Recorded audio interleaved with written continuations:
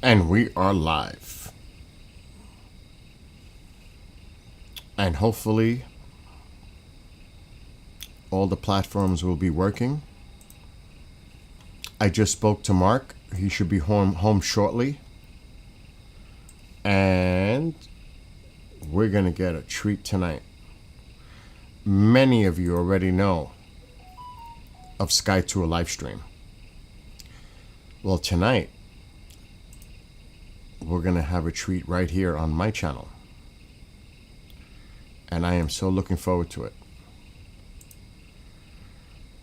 And let me get this all sorted, and then we're going to get TikTok started so I can explain to everyone at one time and not repeat myself. It's just a lot easier.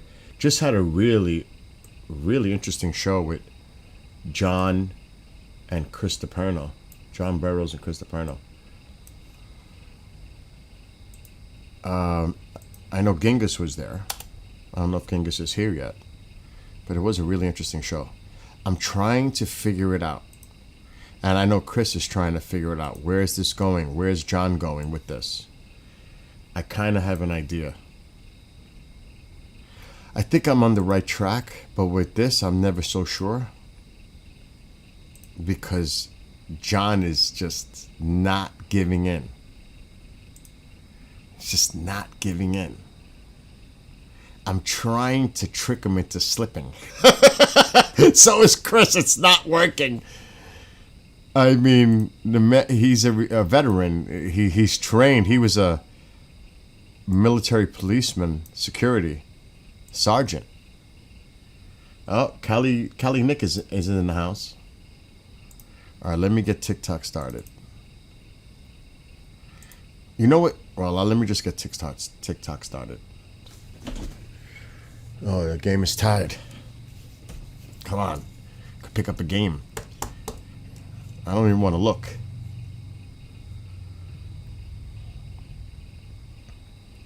Did your college team win today, Nick? All right, hold on. This is going to be interesting to see how this works with the share screen.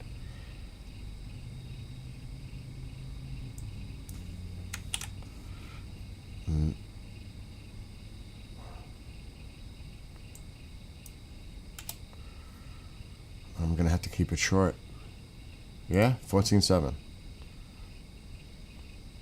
And hello to those on TikTok.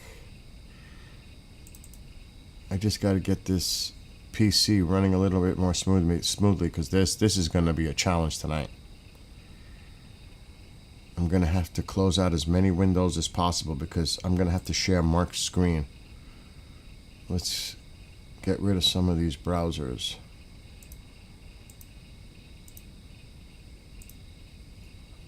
That should help a little bit. So tonight, he's going to be home in a little while. This is going to be a treat for you on TikTok. Marc Dantonio, who's an astronomer and has telescopes, 2 of them. Actually, a third is in development right now in his home state of Connecticut. He has 2 telescopes located in Arizona.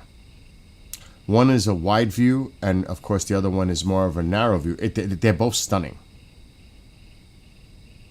Stunning. I am going to sit back like all of you and just watch him do his presentation. He's going to give us a glimpse into nebulae or nebula. This is going to be awesome. And I am, like I said, I'm going to sit back like all of you and let him do his thing and do his presentation for all of you. So I'm going to be kind of quiet and just let him address all of you. Now, if you've never seen any of his stuff, if you go to TubeView or the Rumbler, just look up Sky Tour Livestream. His website, SkyTourLive.com or SkyTourLive.org, is pretty much a portal into everything that he does.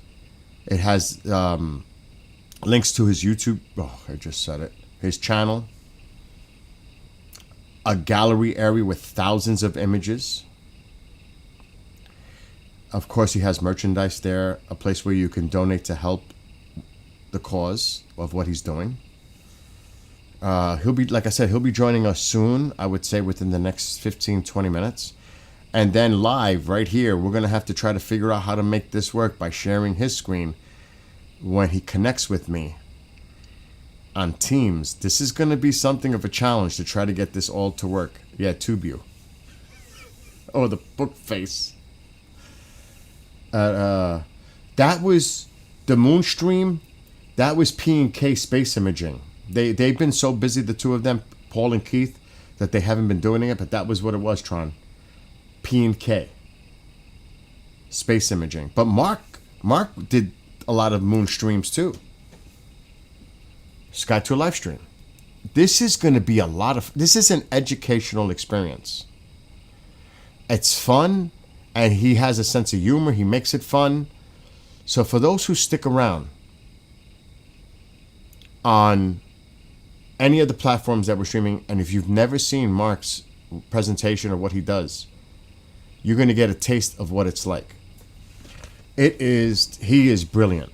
And when you see these images, you're going to be like, oh my gosh.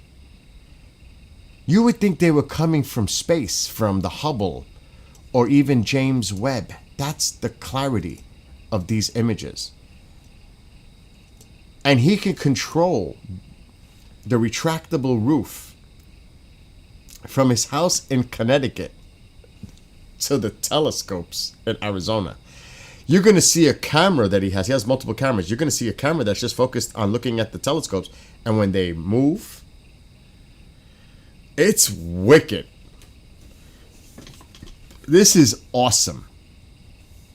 So, like I said, for those on TikTok, you might want to stick around and check this out.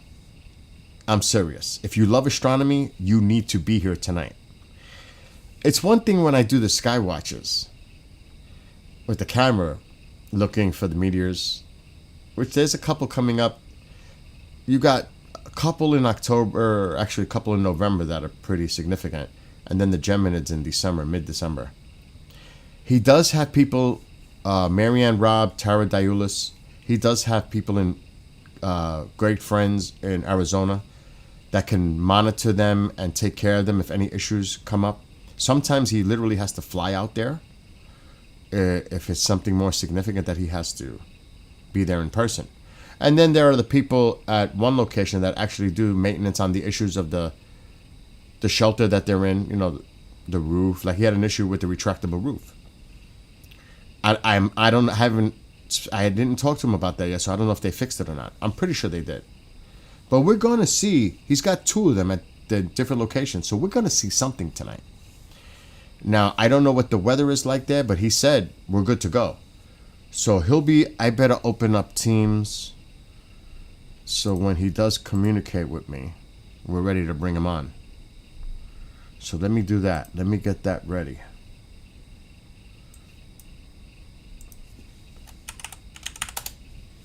Now, I've never attempted to do what we're going to try tonight. He's going to have to share his screen on Teams, and then I'm going to try to make it full screen and then share it with all of you using my screen capture on his screen. So this is TikTok. You should be able to see it pretty much in real time. The other platforms will have a lag.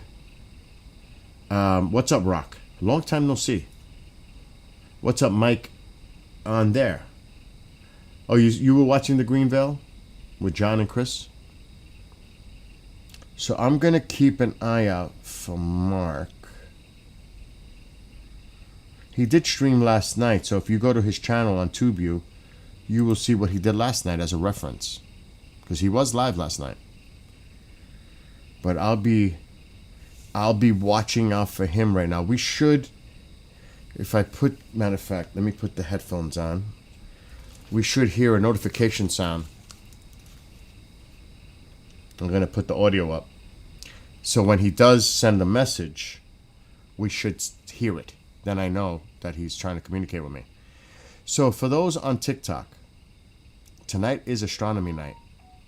We just have to wait till he gets home and sets up.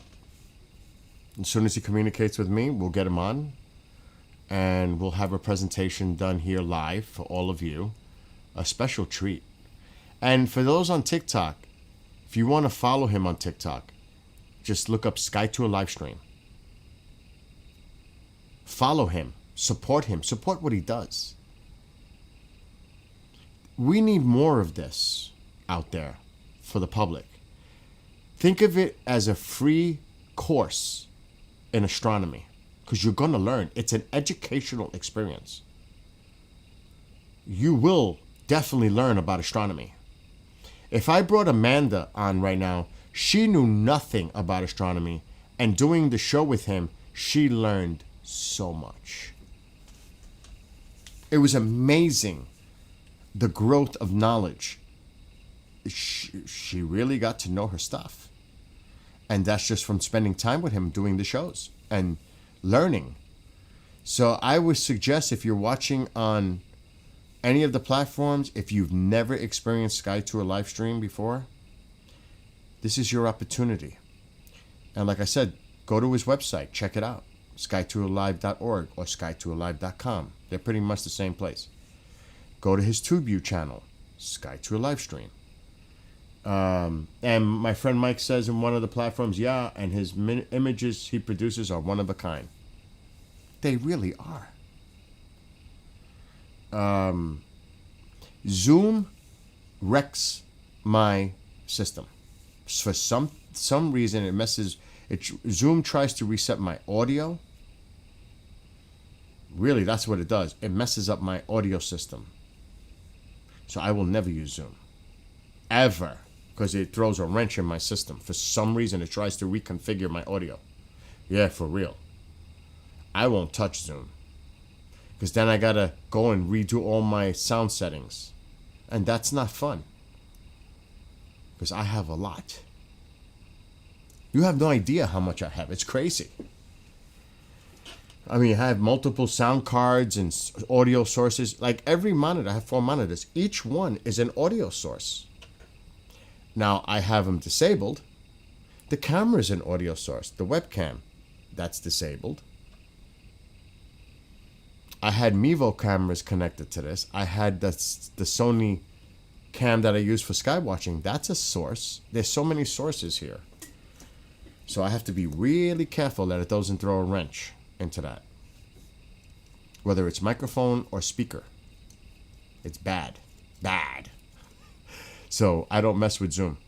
But hopefully this will work. And he said he'll be joining us by hopefully 10 p.m. Eastern. So soon. We should get some notification, which I should grab my phone just in case he tries to text me. So just be patient. I'm going to sit back, let him do his thing. We will talk about 3i Atlas, because that seems to be the hot commodity out there that people are talking about. From a scientific perspective, as a comet, and the makeup of the comet, and why it appears the way it does, its characteristics, that people are saying, well, it doesn't have a tail. Well, that's because it probably doesn't have as much water, ice on it as other comets. And it's fainter, but it's there, because the James Webb confirmed that. So what is the actual makeup of the comet itself? That's the key. So we'll get into that. It does have unusual characteristics, but it can be explained scientifically. And Marc will break that down from a science perspective, from an astronomer. The man is brilliant. I would say really listen to what he tells you, because it's going to, there's going to be a lot of words, phrases from a scientific perspective. But he breaks it down as simple as he can make it. But there's certain things that just can't be broken down because it's scientific. So just sit back, enjoy. Now remember, it takes time to stack. That's what they call it. Taking images and laying them on top of each other. And that's how you see those beautiful images. It could take a 20 stack of images or 25, depending duration. and how clear it is. And hello to PG. And I'm not going to say the name, but what's up, man? I'm not going to say the first, but we are on TikTok. So just like I said, sit back, enjoy when he comes on. I'm going to sit back and enjoy and do little talking and let him do all the talking. Like if he was doing his own channel stream like he did last night, his own presentation, and he'll give you a tour. It's almost like Carl Sagan type, like, remember, I don't know, many of you may not remember. You might remember the reboot of Cosmos with Neil deGrasse. Was it Neil deGrasse that did the reboot? But Carl Sagan did it originally. Marc has a great sense of humor too. He makes it fun. It's a learning, definitely an educational experience, but it's fun learning. And the beauty of the images are just like, these are images that I would love to have, because I don't have much room left in my house to put anything up on the walls. I would love to have a gallery of his images on the wall. That's how beautiful they are. Now, I wish I could show you his gallery right now, but there are certain restrictions and protocols by doing that I don't want to take a chance on a stream like this tonight to get restricted. So we'll just have to be patient and wait for Marc to do it in real time. And maybe Marc will provide some photos as he's setting up. There's his message. Almost home, about 5 minutes maybe. All right, so he's about 5 minutes from getting to his home. So he'll be with us in about 10 minutes. That was the message. Remember I said let me put it on so we could hear the notification? Well, that was him. So a few more minutes, and then we should be good to go to start. Hope everybody's having a wonderful weekend. It is a holiday weekend for us here in the States. So wherever you are, hope you're having a great weekend. And just finished up a cool show with John Burroughs and Chris DiPerno, a live show on the network. That was a lot of fun. And I see my friends, and I want to thank them publicly. I did privately to both Jade, Woody, and Petita for what they did when they were here for Pine Bush. I went to pick up Nick Pope. If you don't know who he is, he's involved in the ufology field. And when I got home, I found a brand new wheelbarrow sitting in front of my house. Now, just to give you a little context, earlier, or the day before, they had brought me wood from Pennsylvania, Woody and Petita. And I tried to fix my old wheelbarrow. It didn't make it. The handle went poop. It just snapped off. And I'm like, oh my gosh, wait till the firewood comes. I'm going to struggle. So they bought me a brand new, beautiful wheelbarrow. So I just want to say thank you to them, because the firewood came today. It's all ready to go. Winter is coming. So getting ready for winter now with all the firewood. I'm ready. I'm completely stocked. I'm ready to go. Bring it. Not necessarily bring it, because I don't want that cold weather, so not so fast. Slow down. Let's get to Halloween. Even Thanksgiving, before it even gets like that. But it's good to be prepared. And I want to thank Rich from the wood shop here in the Hudson Valley, a good friend of mine, for always being there for me to help me with whether I need trees cut down on the property, or the firewood deliveries. He's awesome. If you live in the Hudson Valley area, he's definitely the most responsible and reasonable priced person out there. I'll give you an example.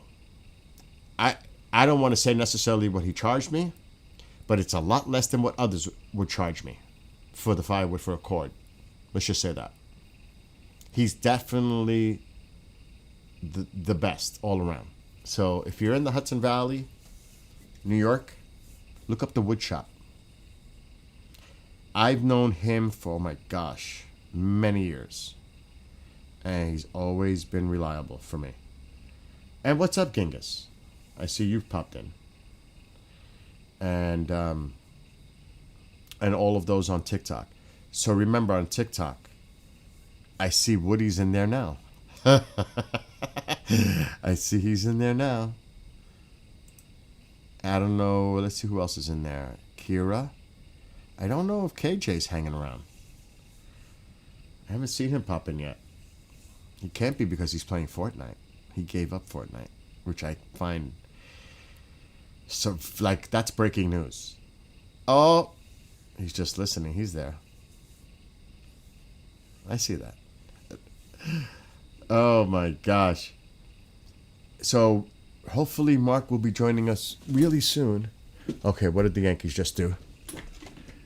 A home run? No.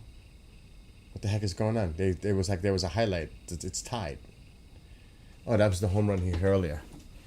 Oh man, I hope they win this game because they'd be 2 games behind Toronto and a game and a half ahead of the Red Sox because they both lost today. But they're tied in the 9th inning right now, so we'll see what happens. What's up, Bob? Actually, I have the game over there. Mike doesn't want to hear anything about this. And what's up to those on TikTok? So just sit tight. Marc will be joining us soon. This is going to be a challenge. Actually, Petita, who's in chat on one of the platforms, she was with me when we went to get Nick Pope, and that was an adventure. Oh my gosh. Wow. That was a wow moment. I can't get into the details because we're on TikTok, but it got a little scary at times. Let's just say that. Especially when I'm in a lane and it went from 3 to 2 and this big tractor trailer is trying to push my way because he's running out of his lane and didn't slow down. He just wanted to get ahead of me. And now the lane was running out. So I have to make a move to the left lane to get out of his way. But there's cars coming in that lane. But I had to make a move. Time was running out. It was... Poor Nick. He's in the front seat with me like...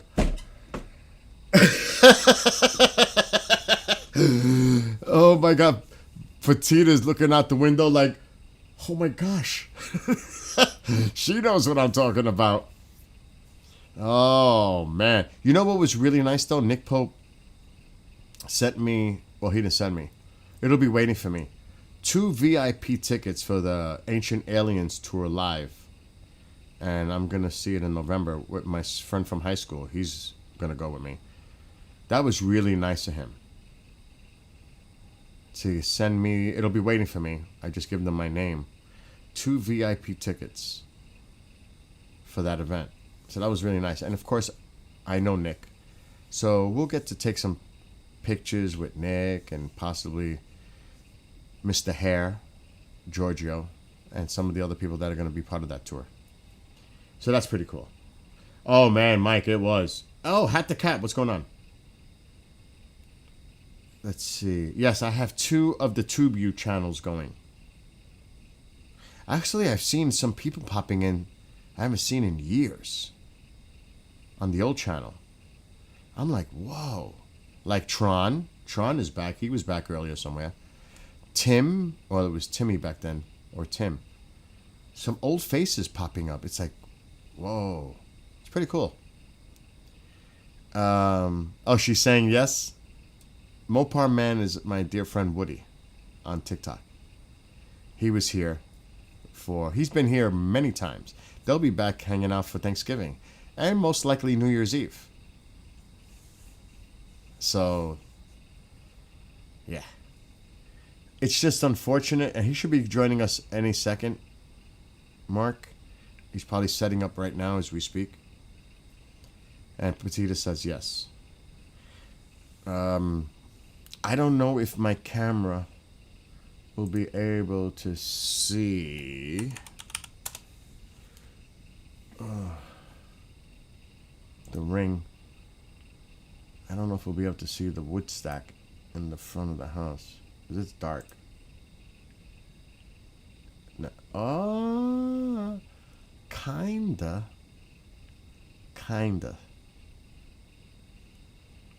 While we wait for Mark. The wood is all stacked right here. All the way. Completely. 2 rows. So my wood is full. Right there. Which is a good thing to be getting out of the way right now. You don't know. And to stack that by myself. I was telling everybody last night when I was streaming. Oh, okay. That I was going to get that wood delivery this morning. That's why I kind of ended the stream at a decent morning hour last night. And KJ's like, you weren't kidding. That's a lot of wood. I saw his message on TikTok. I didn't want to say the word, but like, yeah, really, like no shite. And then I had to stack it by myself. That's what I was complaining about last night, but I did it. Oh, you got a cord too, Bob, today? What's up, Fantasy? Oh, you're going to climb that mountain tonight? Today? This afternoon? Evening? Whatever time it is for you? Evening? Have fun with that. I'm waiting for Mark. Mark's going to join us any minute.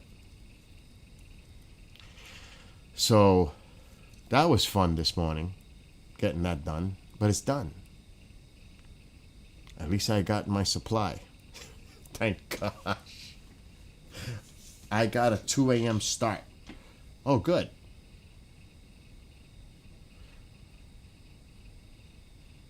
I'm just reading the comments in there.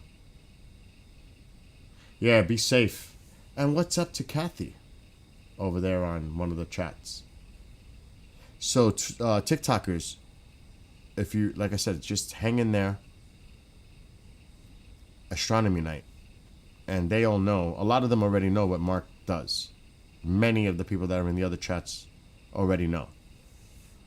Because they're very familiar with what Mark does during his Sky Tour live stream. There may be some new folks that have not, especially on TikTok. That's why I'm saying TikTokers, stick around. There's a lot more of you than there are over there. So this is, I really want the TikTok audience to see this and show support to him.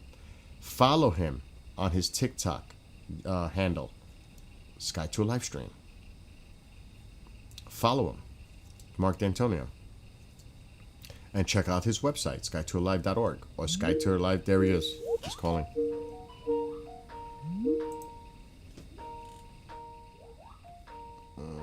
Let's see if this works.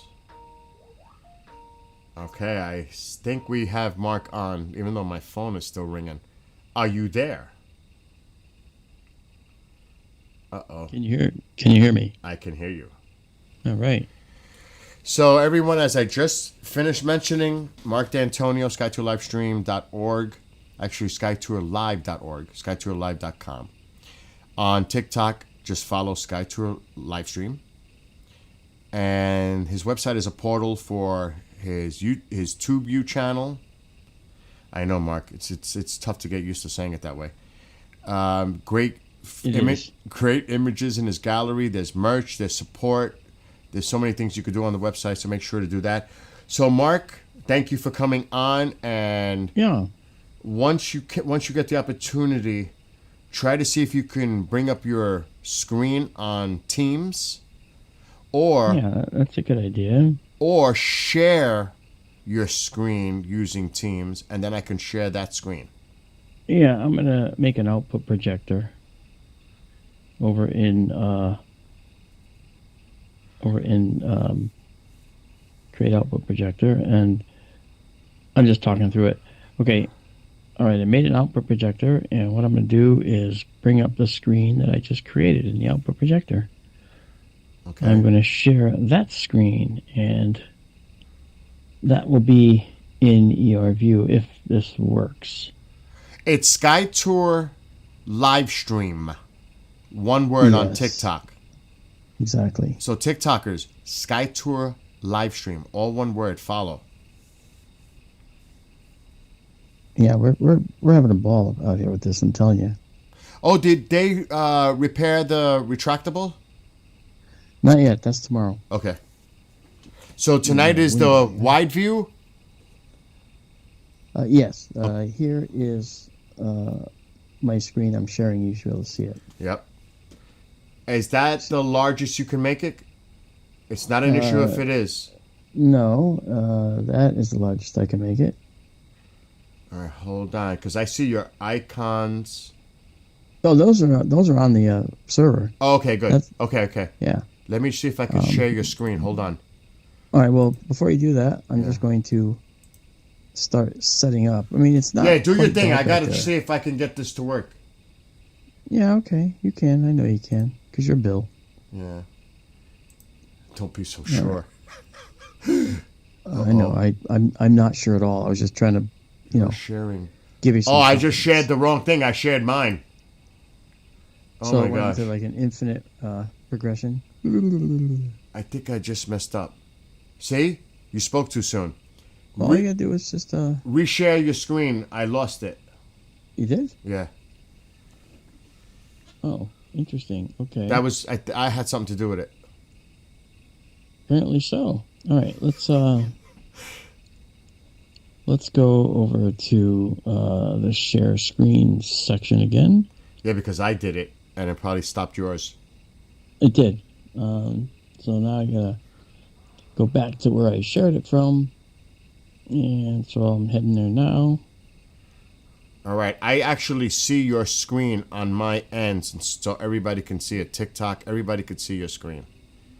Okay. Well, I'm Now let's gonna. just see when you initially get it started. All right, there you go. There's your projector output. That's the stuff you need. Beautiful. And I'm it gonna should be see a if good I could stretch it. size. Hold on. I'm gonna try to readjust it on my end so I could stretch the screen so Yeah, we don't see all that. Okay. well, that's all getting covered up. That's actually the whole screen. No, no, no, no, That's no. I'm trying to get rid of all the other noise that's not part of your screen on my screen off, if that makes any sense. Like my browser window and all that stuff. your what window? Like the browser. It's like added information that they don't need to see. Let's put it that way. Oh, okay. Well, the output projector is just You're a good, shared dude. window. It looks great on my screen right now. Okay, good.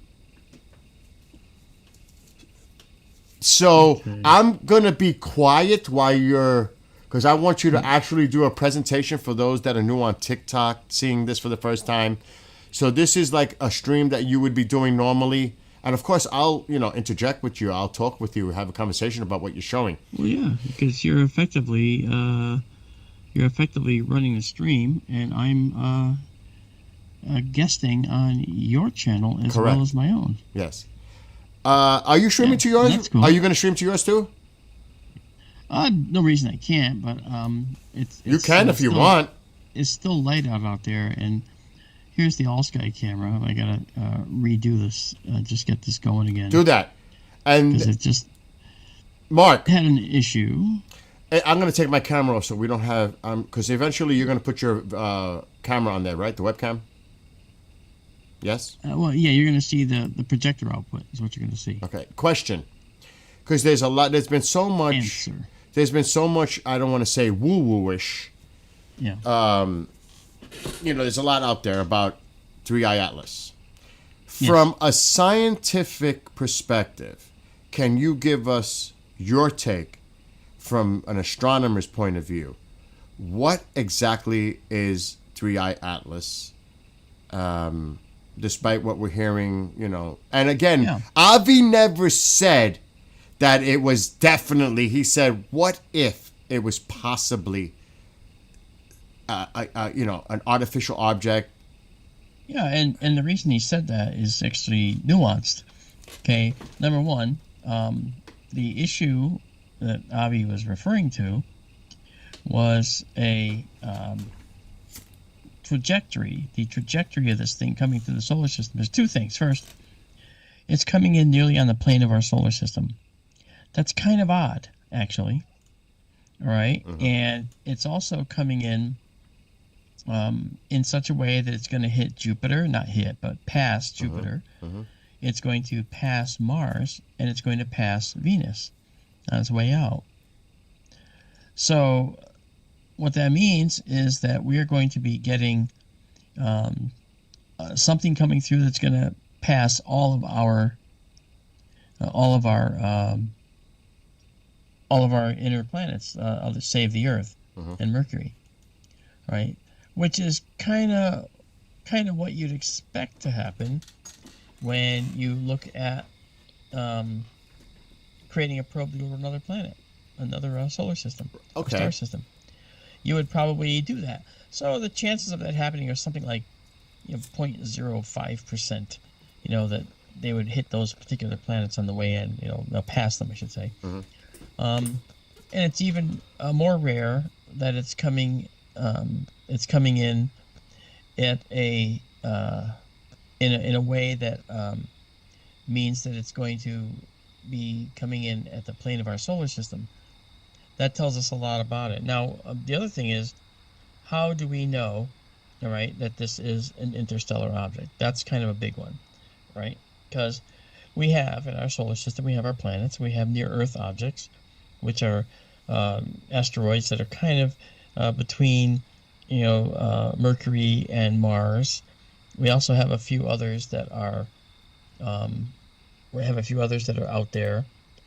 We also have, outside of that, we have beyond the outer planets of Jupiter, Uranus, Neptune, and Pluto, which is a planet. Thank you very much. We also have, for instance, the things. Sorry, I'm just looking at something here. I'm trying to get it fixed. We also have a belt outside of Pluto's orbit, a belt of stars. A belt of icy objects out there. Is that the Kuiper belt? Is that? Yes, it is. That's correct, and that's Kuiper, Kuiper. That's how it's pronounced. And then you have beyond that, you have an Oort belt, Oort, and that's a belt of icy objects as well. And then we have, in a spherical cloud around our solar system, we have an Oort cloud. And they're very, very far away, from us, many tens of AUs away, astronomical units, where an astronomical unit is 93 million miles, right? The distance of the Earth to the Sun.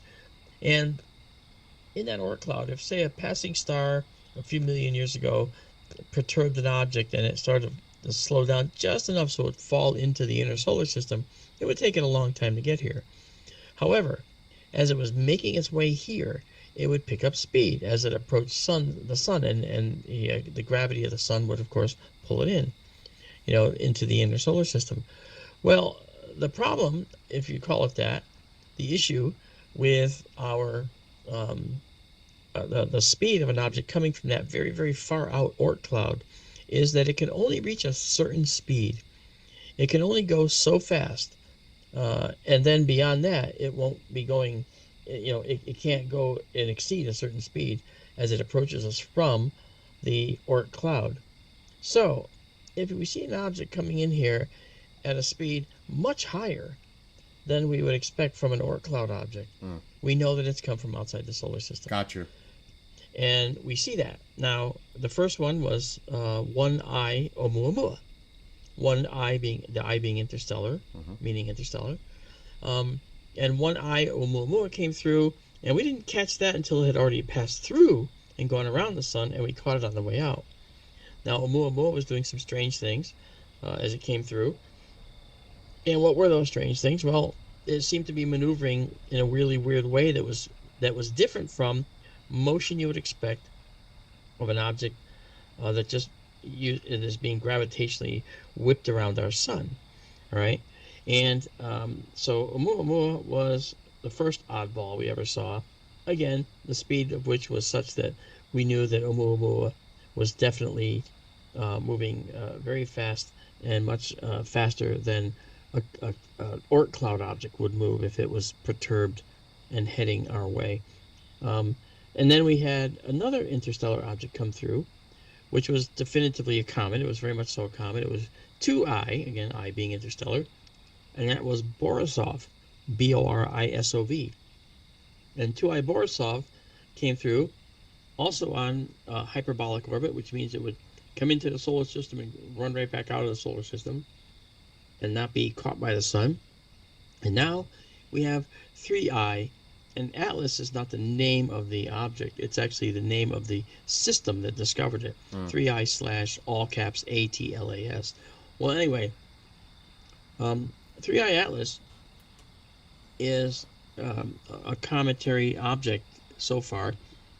It's actually giving off lots of carbon dioxide, which is kind of different. It seems to have an excess of carbon dioxide, but that's because of the potential nature of where it formed. And so it's pretty plausible to expect that 3I Atlas would actually be something that is a definitive object that is interstellar as well because of its speed. Now, with the lack of a tail that everybody's trying to say, well, it doesn't have a tail, it could just be the lack of ice, water on this comet. What about it? Because people are saying out there, oh, but it doesn't have the characteristics of an ordinary comet that has a discernible tail behind it. Could that just be because of the ice crystals, the water vapor coming off it? There's less presence of that on this comet?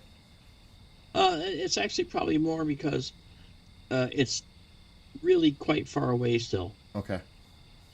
And we haven't yet been able to categorize or characterize what kind of volatiles or objects that can be given off by this object might be at.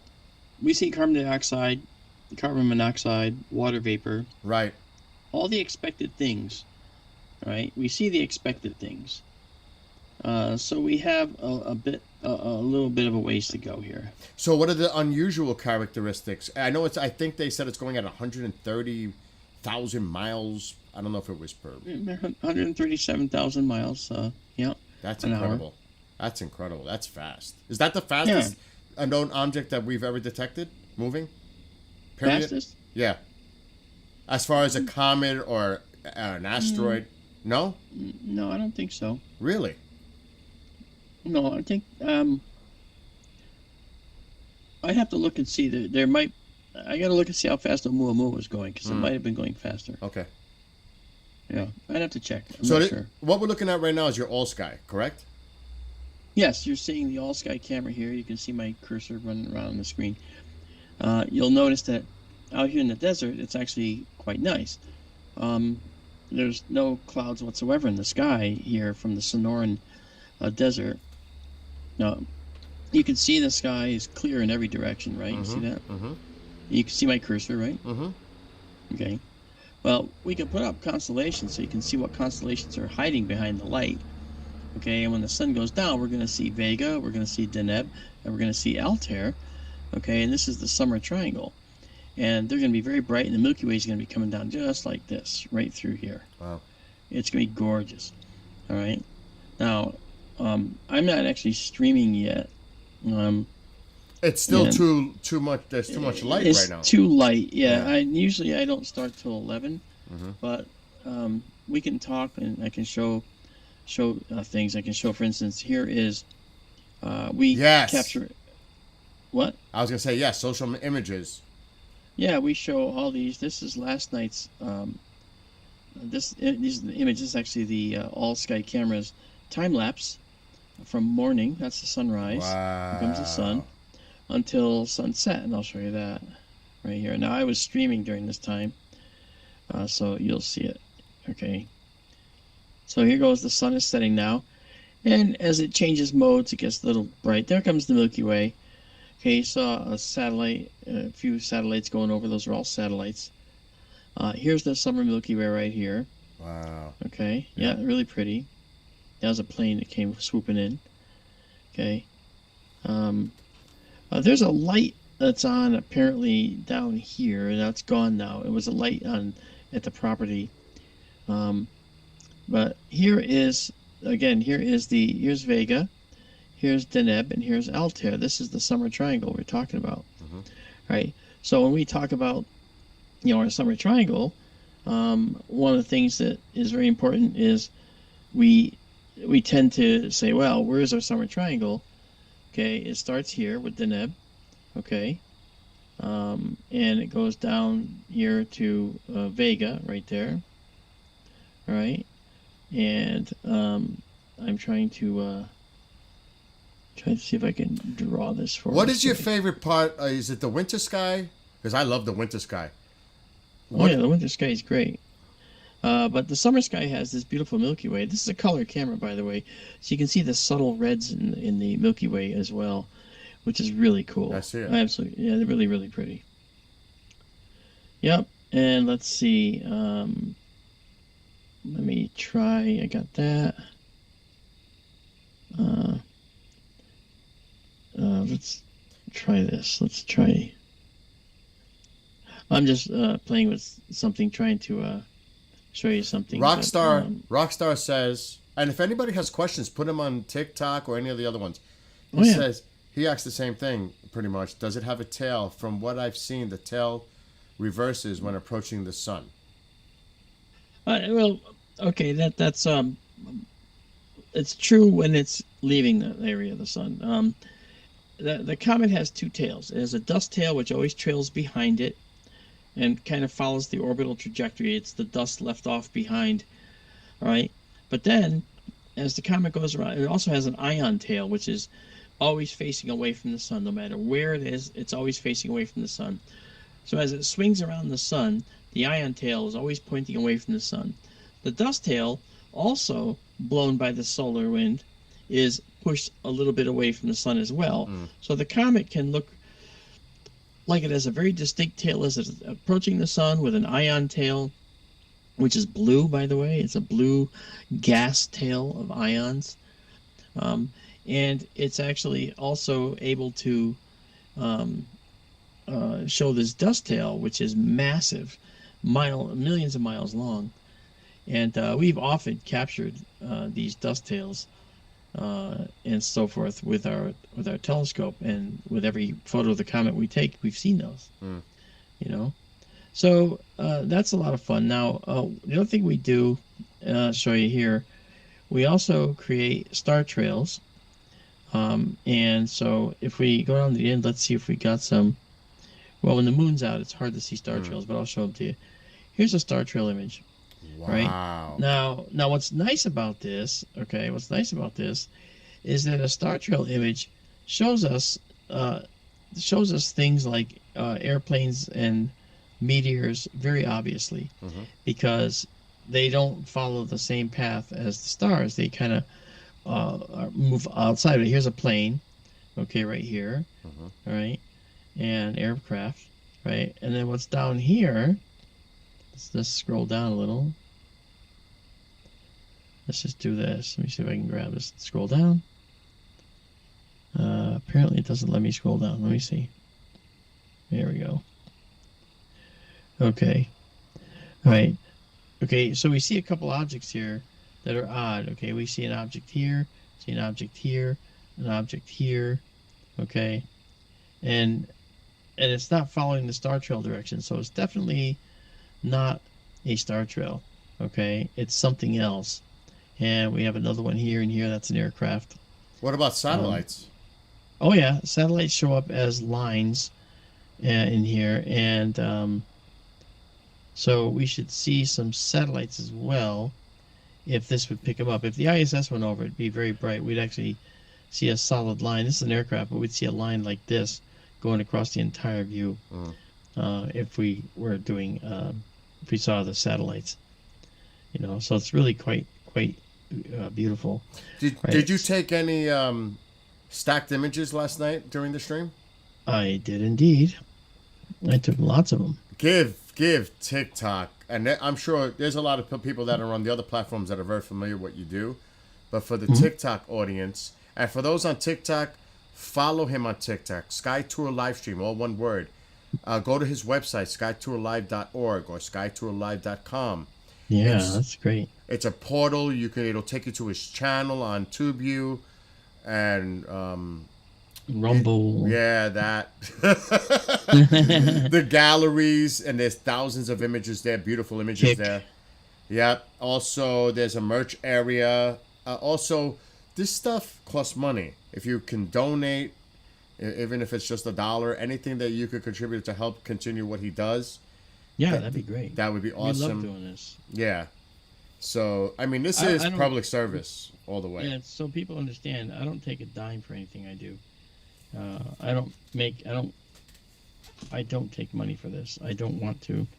I don't want to let money get in the way of delivering good quality stuff, and that's the problem that some streams have. They will push donating to us, donate money, because they want to make a living off it. Yep.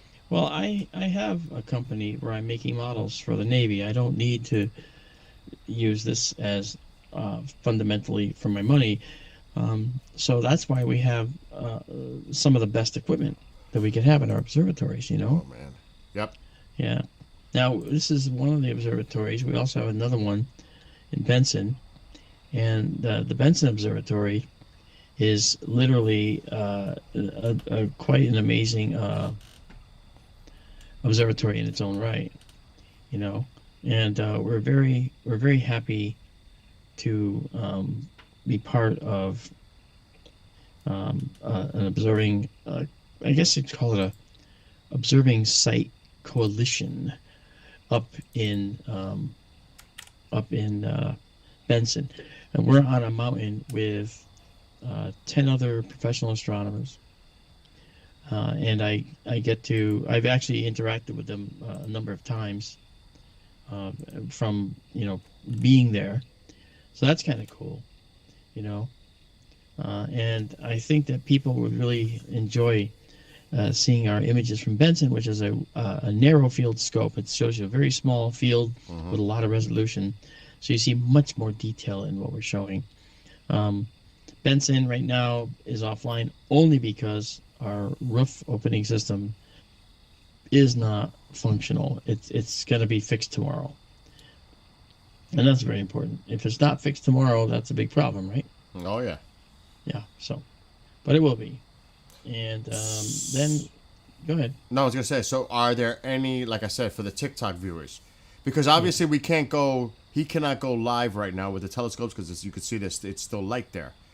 And that might take another hour or so before it gets completely to the point where it wouldn't be a good idea. Yeah. But there's some images that you could share on the screen so they can get an idea of what to expect on tonight's or even future streams that you do. Give them an example of what they can expect to see. Yeah, I will. I'll do that. Let me first do this. Okay, I want to show people the other scope here. Okay.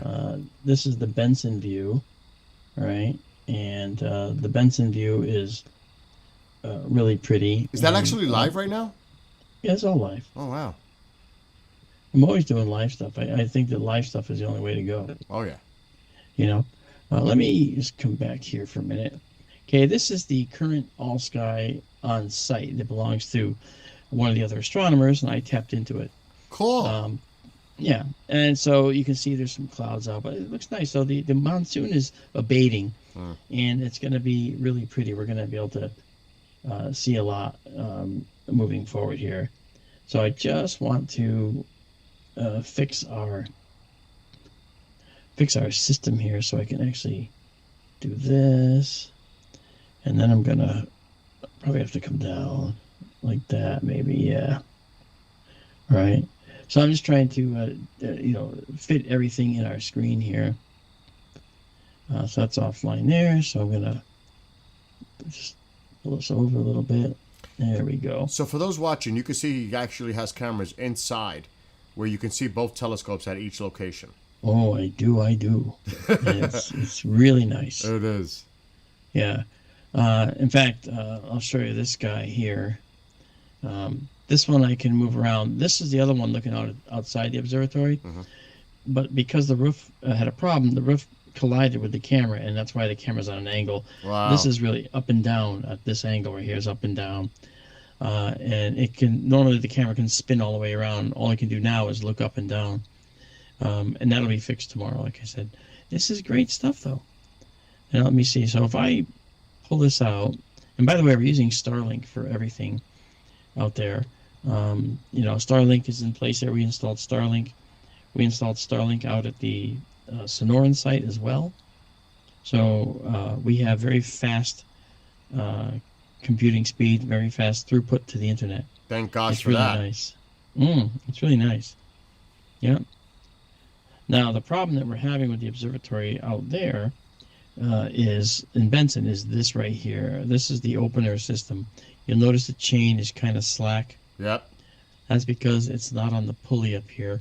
So they're going to put it back on the pulley, and I've told them to engineer a little block to help the chain stay level with the sprocket it has to engage in, like a bicycle. Yes. But it comes out of that. It comes out of the sprocket because the chain isn't level. We're always on the verge of coming off. We've been running fine for like 3 months or 4 months already without that, but now that this is causing a problem. What about, is there a on- possibility on, that you can run some type of piping to keep it leveled? The chain? Yeah, I asked them to make effectively a ramp. Okay, yeah, that would work. And, Yes. And the ramp is going to take the chain and ramp it up and allow us to do that. So, okay, let me just move the camera. So this is a pan and tilt camera, right? So you can see over here, you see this camera here. That is this view here. This light is this camera that we're looking in right now. And so we have a nice building here, and I'll just show you the bottom. There is the door to come in. The door opens outward. When we first came here, the door opened inward, which made no sense. So I actually had a new door put on. How Right. tall is that on the mount? That's that mount alone is 63 inches tall. Just the pier. And what's the weight and size of the telescope?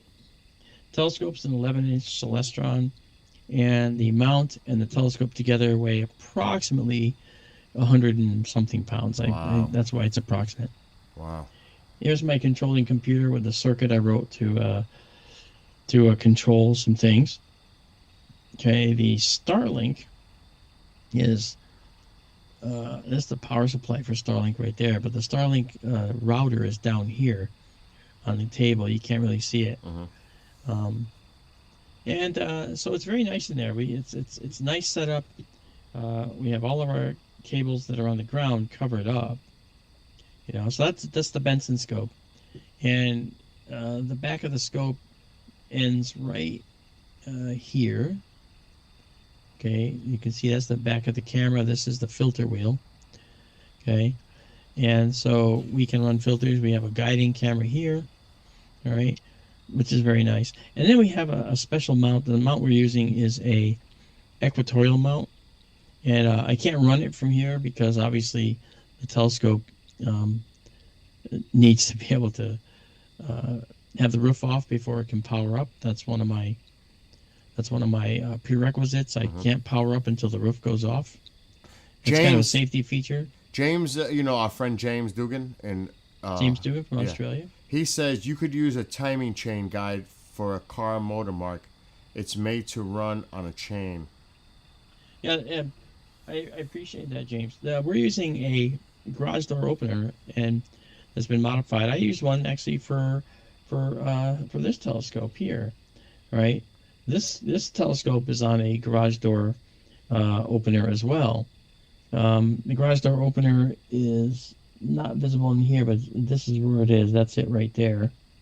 Okay, and it opens up our system very nicely, and it's absolutely been completely reliable. I've never had a problem with it at all. So I am very, very pleased with how that works. Now, I know, because you showed me the photo. Yeah. You did get an image of Atlas, didn't you? Yeah, I did. Just can you show it? Because No, I don't have it available. Oh, I see. No, dude, I've got a lot running on my screens. I don't want to mess anything up right now because we can see everything you're doing perfectly. Okay.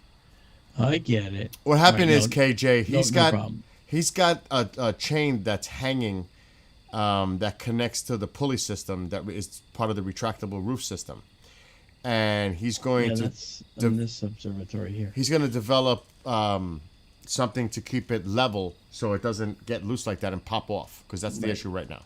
Yeah, and they're going to fix that tomorrow. Right. So we're good. Yeah, he's good. He's got people there to take care of all the maintenance. Yeah, there's a maintenance person that's contracted to the site because they're actually what they're doing is they're actually doing this with a company that actually takes care of telescopes specifically. Mhm. And so he's going to be taking care of ours specifically. So let me come in here now. Let me refresh our all sky that we're using. See, we got some clouds coming in at Benson. Yeah, I see that.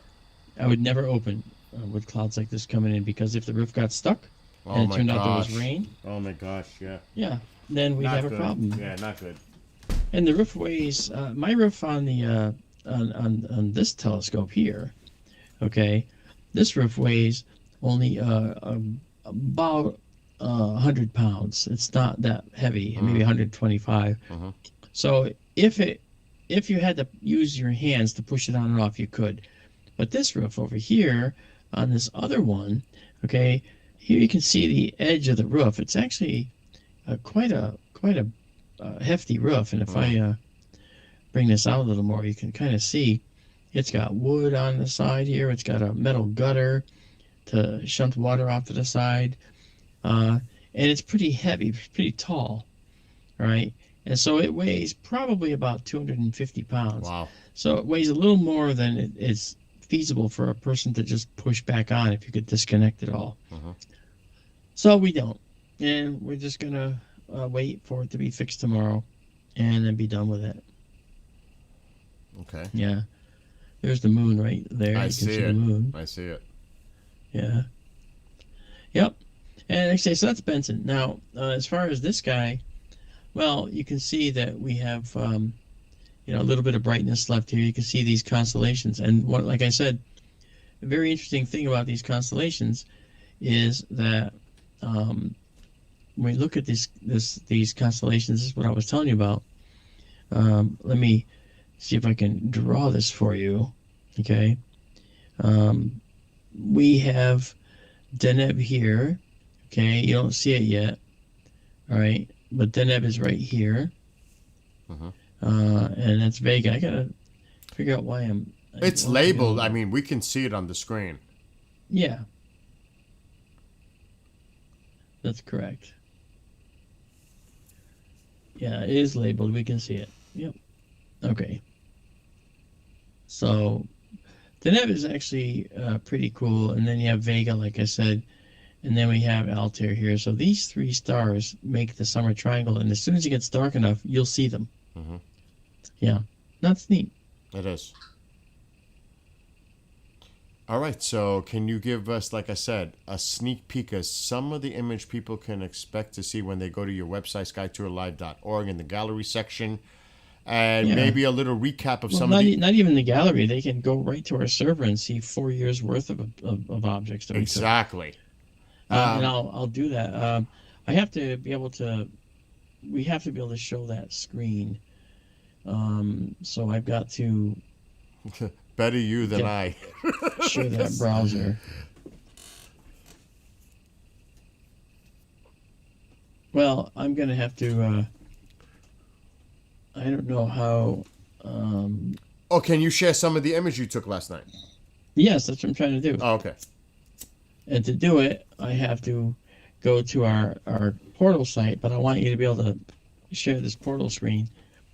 And Anything the you only way- share, anything you share on the screen, we'll be able to see. All right. Well, then I'm going to. I have to. Let me unshare that previous thing. Ooh, Yankees 7 in a row. Just saying. We don't care about Yankees right now. Favorite team. Yes. Oh my gosh. Okay. Let me get my. How do I do this? I wanna unshare Unless you here. want to send me some images on Teams or any other No, way. no, no. I can do this Okay. live. I just have to Okay. figure out how in Teams to now unshare. I don't know how to unshare. I gotta unshare this. And for those watching on TikTok, remember you can follow him on TikTok, Sky Tour Livestream. All one word. Follow him. Yeah, I'm just gonna kill the projector output. Maybe that'll do it. Okay. Yes. Okay, so no more projector output. Now I go back into here and say share. Now I'm going to share a window. I got a bunch of windows. I'm going to share my browser. Here it is. And okay, there you go. All right, so this is our browser. Okay, our portal.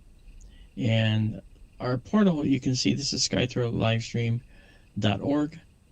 You can go to Skytour Livestream, and this will take you to our YouTube channel, all right, which All is right. right here. Before you continue, TikTok platform. This is the owner of the site that's showing this content.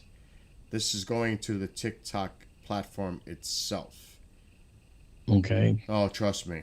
Oh, yeah. I'm not arguing. No, if you believe me, I've had it happen to me. I show my own videos of bike riding, and it tells me I'm using content that's not mine. I'm like, really? This is mine.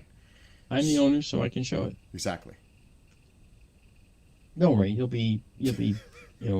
disbarred from the channel, banned from TikTok for life. Oh my gosh. Yeah, so you can see we've got lots of streams. Actually, if I go into videos, all right, and look at our videos that we've done, actually live. Okay, we go live. These are the streams. There's over 550 of them up there or so, I think. We got a lot of streams that we've done. So they're all available to watch, and many of them are multiple hours long. And the idea is to show you different phenomena out there. Okay, this was last night's stream. Okay, we really had a good time. Can you see that screen? You Yes. can, right? But I could see you highlighting the screen. Yes. Yeah. I haven't started the stream or anything. Right. But then, if we go back to skytourlive.org, okay, and we do that by doing this, okay. We also have our Patreon page. If you guys want to support us, you can come here and join one of our several tiers, and support us for as little as, I think, $3, maybe $5. I'm not sure, and it goes up to $200. And believe it or not, we have people at all those levels. And we also have our store. And by the way, I always interrupt him. By the way, all of it goes back into the investment of what he does. Yeah, I don't make a dime from this. I don't take any money. But we have all of our images we put on differently. You want some socks? Look at that. SkyTourLive.org socks, mugs, beach blankets, towels, carry bags, koozies. We have journals. We have Marc Westender bags. We have Weekender bags. Hold on, Mark. That's TikTok. Okay. Continue. Go ahead. And then we have playing cards. Okay. We have clocks. We have luggage. Believe it or not, we even have. I don't think I showed it, but we have about 50 products. What shoes? We have shoes, men's and women's sneakers, mouse pads, Apple Watch bands. Okay, dog neckerchiefs of all several kinds, and the thing that's interesting is we also have, and I'm trying to find it here. It's not obvious. It's probably it's going to be on the actual Etsy store. We have pickleball. Skytour pickleball as well. Oh, that's cool. Which is kind of cool. Anyway, so this is Skytour Shop on Etsy. And like when you go to Etsy, to find Skytour Shop, you get there and you get this, right? So if you look up Skytour Shop, okay, all right, and you just hit enter, you're like, okay, what's going on? Where's Skytour Shop? But then you can say, did you mean the Sky Tour shop? And you click that, and that takes you to us. Oh, all right, okay. So in other words, that's a way to do it because I don't know why Etsy is cumbersome that way. All right, so that's cool, and that gives us the that gives us the ability to show you the products that we have. And again, yes, you buy those if you want to. We don't insist anyone buys anything. We actually really happy to have you come here to our skytourlive.org, okay, which is here. That's the Helix Nebula, by the way, taken with our wide field system. The narrow field system is going to make this look literally 10 times better than this, and it's going to be a small section that we get to see. All right. If you scroll down now, you basically it's the universe live in real time, and you can connect with us. We also have one of our streams here, so you can watch one of our streams. Okay. Here is the all sky camera. I'm working on trying to get that to go live on our site. Mm-hmm. And then we have I want cool pictures. And this is the cool thing. We have an online database, I'll show you. We also give away equipment. And we have winners and so forth. And we'll be doing that again soon. We give away telescopes, this one in particular. We also give away binoculars. And we're going to be eventually giving away psionics night vision systems. All right?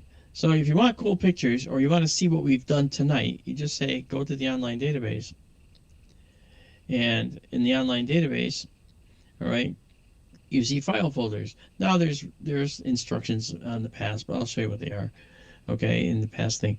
So right now, we're going to go back and sort from the sort by descending.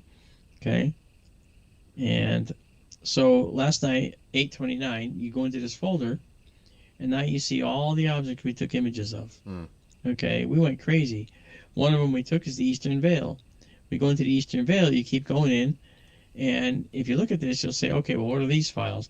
Well, these are the actual files that you would download if you wanted to do your own processing of these.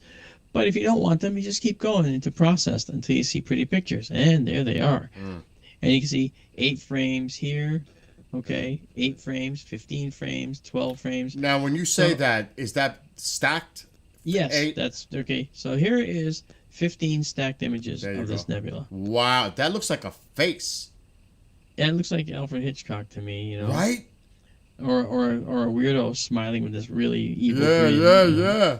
It's a Joker grin. But if you look at this, okay, you can see that this object is beautiful. This is a supernova remnant. And by the way, this picture is free. You can hit your right mouse button and say, okay, save image as, and you can actually save this image, okay, and put it on your machine, use it, check it out, enjoy it, look at it, and do whatever you want with it. And that is a real image. Yeah, everybody saw us acquire this live. It was nice. Okay. And so that's a supernova remnant in Cygnus. It's called the Veil. All right.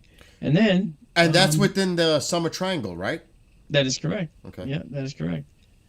Then we took this picture here. This is called the Omega Nebula, or the Swan, or the Horseshoe Nebula, or the Checkmark Nebula. It's got so many names. I took 10 frames. This is an astronomical file format. And if you don't want to process it yourself with like Photoshop, you don't need it. You can go in here and just say, hey, I want this 10 frame image of the Omega Nebula. Wow. And there you go. Wow, that's beautiful. Yeah, and then it comes in. Oh my gosh, that is beautiful. Yeah, and so there's a lot going on in here.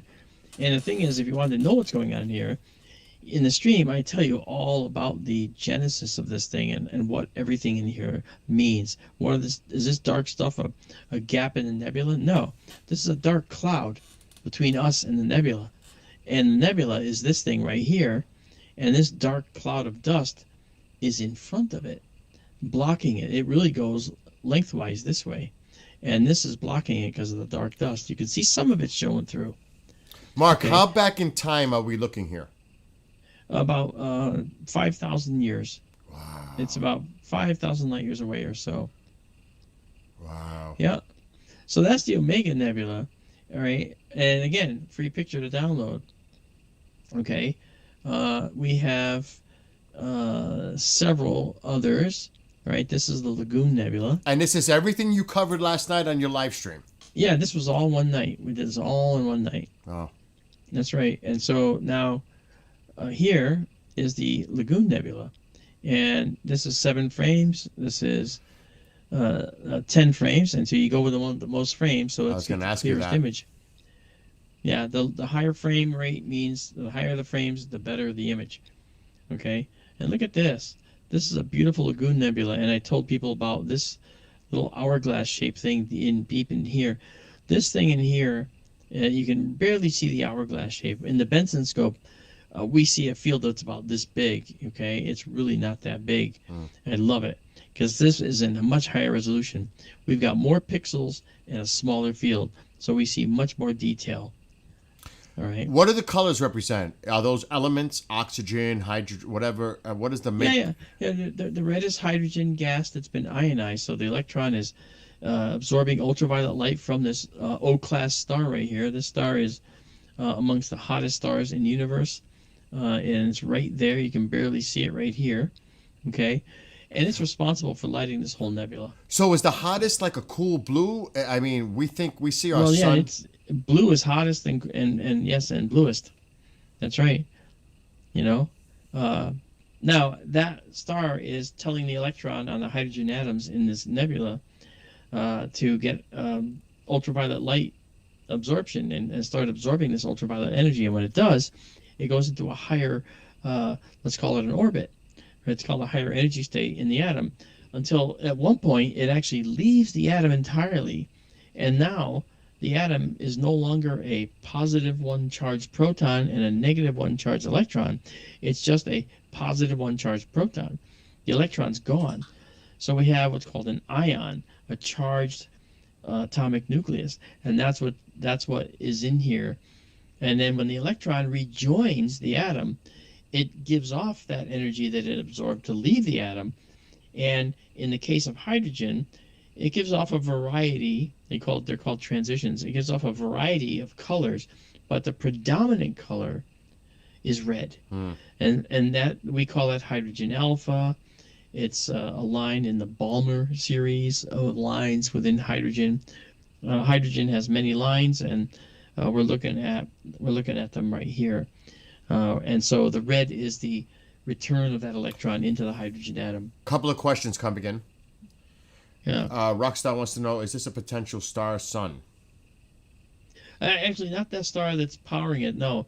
But this is a stellar nursery, and these stars here were made in that stellar nursery. So eventually, depending on what their stellar types are, we could find that one of them may end up becoming a planetary host to life at some point. In the nebula, it's a very hot environment. Where it would actually begin is in like this dark cloud like here. I always say this: life begins in the dark. And so it's dark in here. This here is not empty space. This is actually dark dust as well.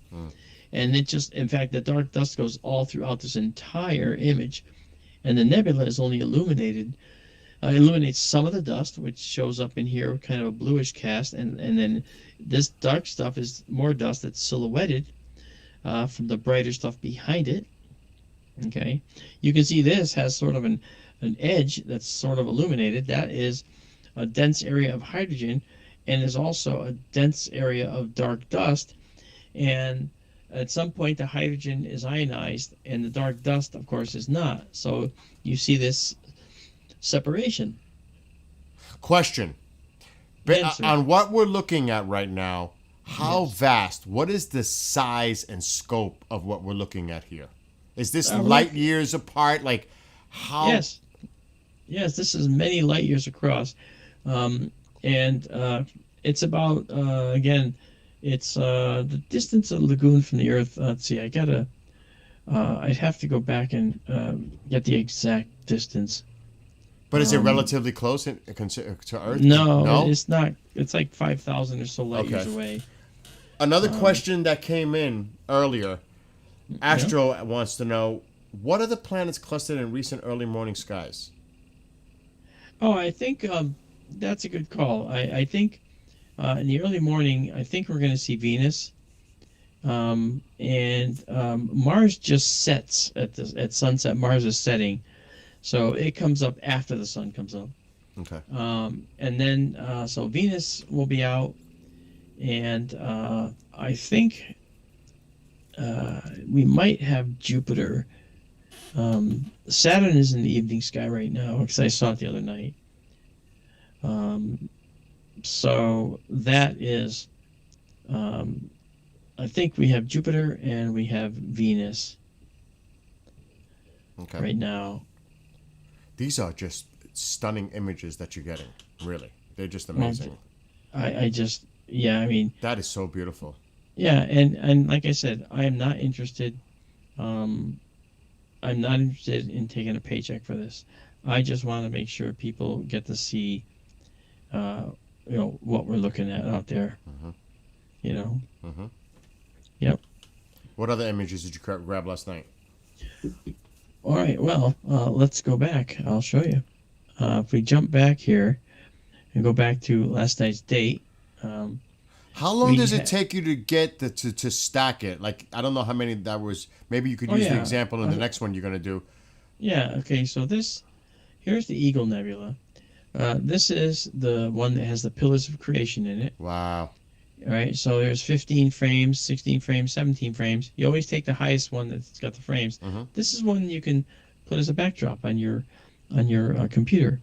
This is the pillars of creation that Hubble shot, and here are the pillars. 1, 2, 3. Right there. 1, 2, But these 3. are your images.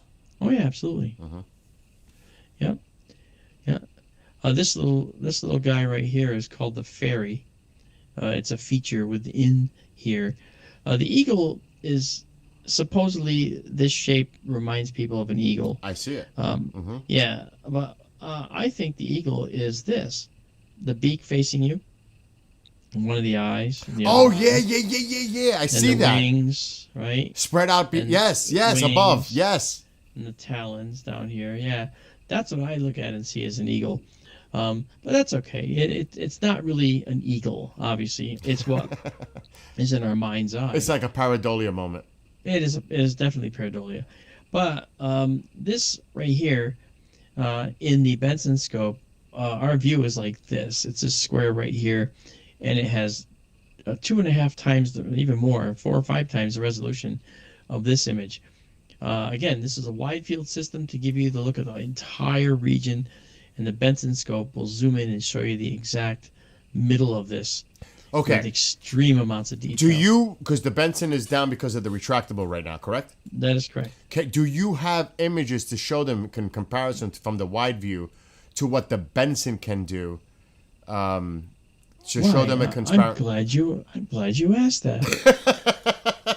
Yeah, let's go back here. Let's go back to our main directory and come out of last night's viewing. In fact, let me go to my files here. Yeah, let's see some Benson stuff. Yeah, we got Benson stuff. All right, so I'm going to go into here. All right, and now we see all the dates. Now, I think, let's look at 8/16. I think I might have done something there. NGC 6530. Let's go see what that was. I think that's okay. That's a wide field shot as well of the lagoon. It looks like. Okay. Oh, the other thing I do is I annotate. So the software I use will automatically tell us what's in the view, which is really, really That is so beautiful. cool. Yeah, and this image is one that people can look at and use as a reference. All right, so this one we actually That's the wide view. did use the wide field shot, wide field system as well. So I'm going to go back to, let's say, 628, where I did 7 different objects. Okay, here's the Black Eye Galaxy. It was during galaxy season. Let's see if this is the one. So we're looking at a Yeah. galaxy now? Yeah, this would be a galaxy. Oh, this is going to be cool. I know this is the raw image, all right, taken by the telescope of this galaxy. And when we are done with it, there's absolutely no modeling of noise. Okay. And what I'll do, I should probably do this actually. I'm gonna show you that. I'll have to share another screen with you to kind of show you that. But that's cool. For those on TikTok, follow him on TikTok. Sky Tour Livestream, all one word. Yeah. This way he can get to that 1,000 and start streaming directly there too. I'd love to. I can't stream from TikTok right now because I don't have 1,000 followers. Well, let's make that happen, folks, on TikTok. Spread the word. Please spread the word. Agreed. Yeah. All right. So let me. I want to stop sharing this, and I would like to. How do I get my sharing bar back? I don't know why that goes away. All right. So I don't know, but I'm gonna stop sharing now. Right, and I'm going to share something else. All right, and I'm going to share. Let's see if I can share that window. Because if I can share that window, that'd be fantastic. So let's do that. Let's see if we can do it. Oh yes, look at that. All right. So let's bring that in this way. Does that fill your screen? Yes. Okay. All right, so what I did, this is all of the imagery that I've processed. Okay, it goes on and on and on, all the way back to 2023 and 2021. Oh. But let me show you some of the things we did, right? Here's one. Okay, this is a heavy hitter. On July 24th, 2025, I captured the Trifid Nebula. Ready for this? This is an absolutely stunning object. KJ, my friend, says he doesn't. Oh, you may not be able to see this. My friend is saying he doesn't have to have 1,000. He needs like 50, and he has to interact with live often for weeks. Okay, so I'll fill you in on more information on that, Mark, offline. All right. I'm gonna stop sharing because it's not sharing. You don't see the. No, I don't see the image. No. Yeah, you don't see the open image, so I'm gonna share my display. So what I'm gonna do. KJ, you may have to help me out with that. All right. So I'm going to stop sharing, and I will just share my display, and that should do it. I think this is the guy we want to share. Okay. Yep. So there is the Trifid Nebula, and that's just a beautiful nebula. That's with the Benson scope.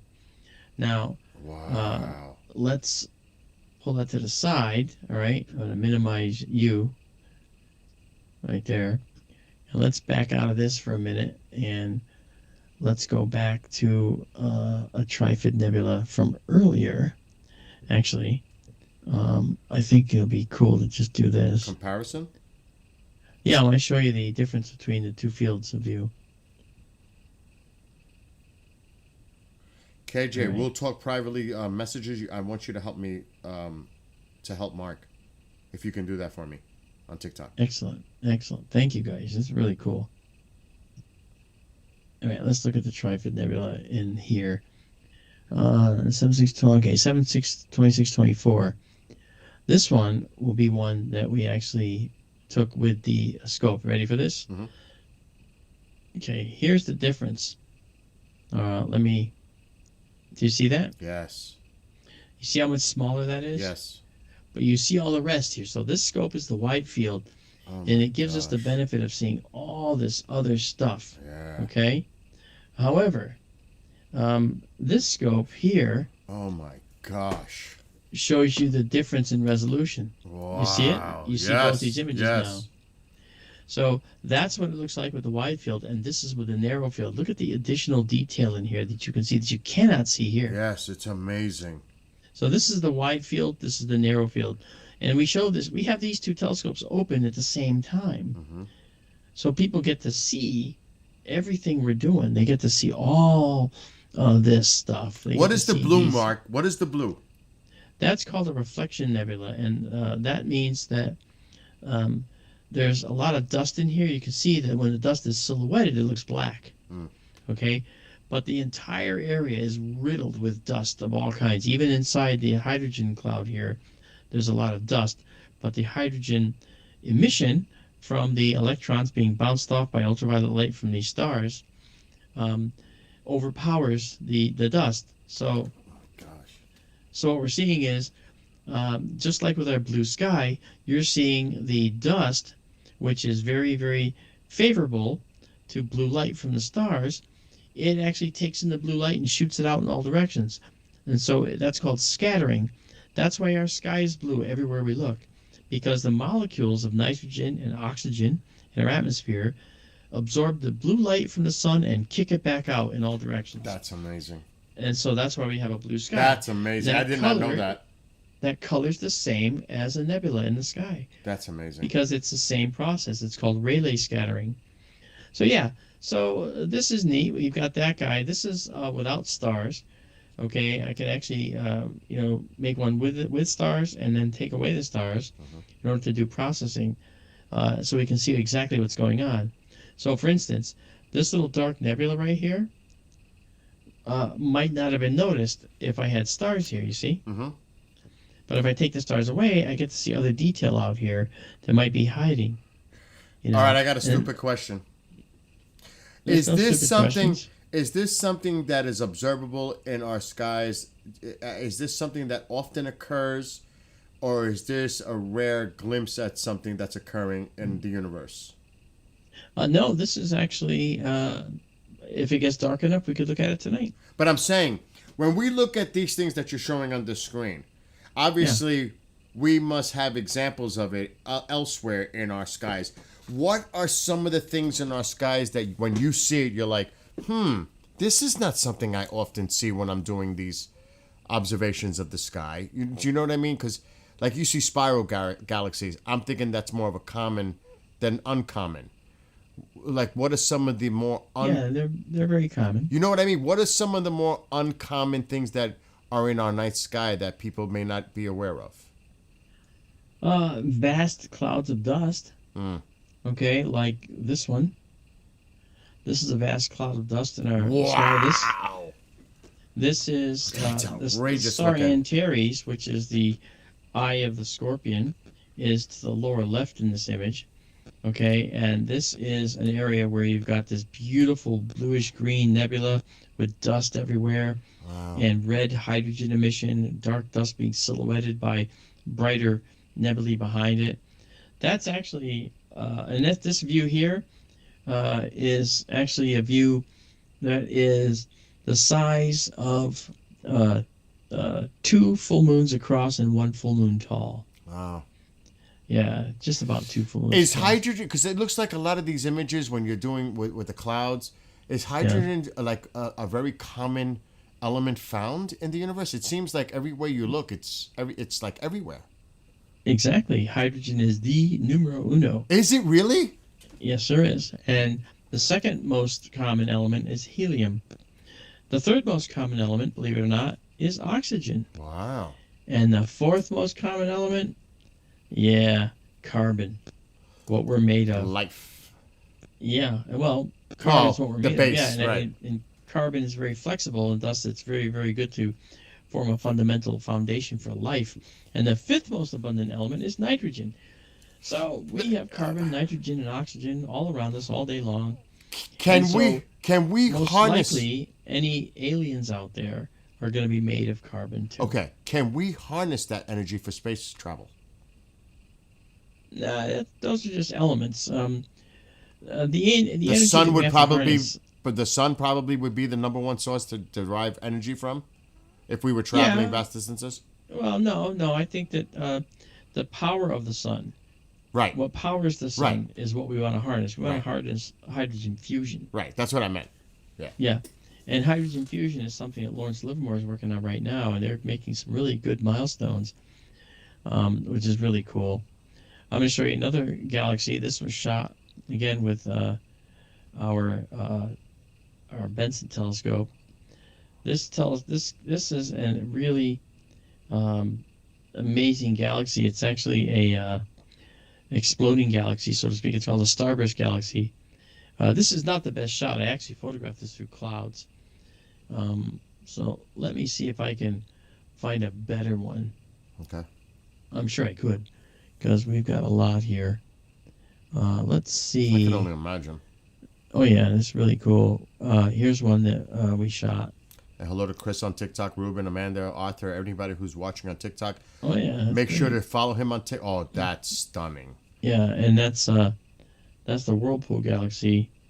This one is a interesting galaxy because it's a galaxy that collided with another galaxy. Here's the colliding galaxy. Wow. Here's the home galaxy. You can see that this galaxy has tugged the spiral arm right with Yep. it as it's going out. Is our galaxy in any kind of a situation where that could happen with ours? Absolutely. In fact, it's going to. And like We are how we are long? we're going to be colliding on Tuesday at 3 o'clock. No, I'm just kidding. Um, we're going to be colliding with the Andromeda Galaxy in about 3 billion years, and you know what? Nothing will change. Hmm. Nothing will change. No one will notice anything. Nothing will happen. We won't be injured. We won't even know what happened. If people don't look up, they won't even see it. Genghis says You it know? looks like a snail. It does have that snail-looking effect on it. Oh yeah. Yep. Here's Measure 13. It's a globular cluster. Wow. Yeah, that we shot. This is probably like a 10 or 12 second shot. There's not much. These shots are so quick because this is so bright. These are halo objects. Actually, they're among the oldest objects in the entire universe. How old? Like you think? Uh, close to the Billions? age of close to the age of the universe. Wow. Yeah, and because they were among the first stars formed, and these clusters that have sometimes 1 million members at their highest, will probably have no planets around them because they don't have any of the extra materials, in their spectra. They just have hydrogen and helium, and those are gases. So we wouldn't get any planets there. So globular clusters are thought to be somewhat sterile as far as life goes. You know, let's see here. There was another. Let me. Remember those on TikTok. Follow him, Sky Tour live stream, all one word. Yeah, I would love to have you. And his website, skytourlive.org or skytourlive.com. That's the Yep. portal where you could find everything. Here's the other. I didn't actually process that one because it was not that good. Now, this one is the processed black eye galaxy. I showed you this before, but now you'll see it a little better now. Come on, why is it doing that? That's better. There's the black eye galaxy processed. Look at that. No. That's really pretty. Look at Oh my gosh, yeah. it. See all that detail in there? Mm-hmm. This is the Benson scope performing for us. Wow. Yeah. And remember, folks, this is coming from his telescopes that are located in Arizona, which is a great dark sky vantage point. But he's actually looking into a possible new site that's even probably going to be more amazing than what you're seeing on this screen right now. Yeah, actually, we have two telescopes now, right? We have the Sonoran telescope in the Sonoran Desert. That's at an altitude of 1,600 feet. We have the Benson telescope at 3,450 feet. And both of those skies are dark, dark. But there's a sky that's a whole magnitude darker, and the owners of the land want me to put a telescope on their property. So that would be a third site, and that's at 7,000 feet in altitude. That's Yeah, you've got to be ready for that. awesome.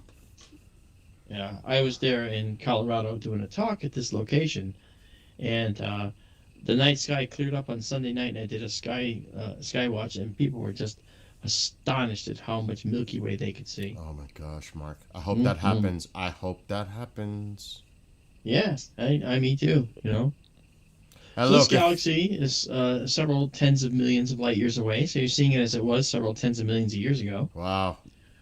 Yeah, so who knows what it looks like now? Okay, and it's really a beautiful galaxy. But then let me show you. This is the Eagle Nebula as seen by the Benson telescope, just so you can see what it looks like. All right, here is the Benson Eagle. Wow. So that you can please see, zoom into that. That is gorgeous. Look at that. Oh my gosh. Yeah, we see all this detail in here. Oops, sorry, let me just get out of that. We have a lot of detail in here, okay? And it's just beautiful. I'm sorry, Th- keep doing that. That's just Yeah, gorgeous. yeah.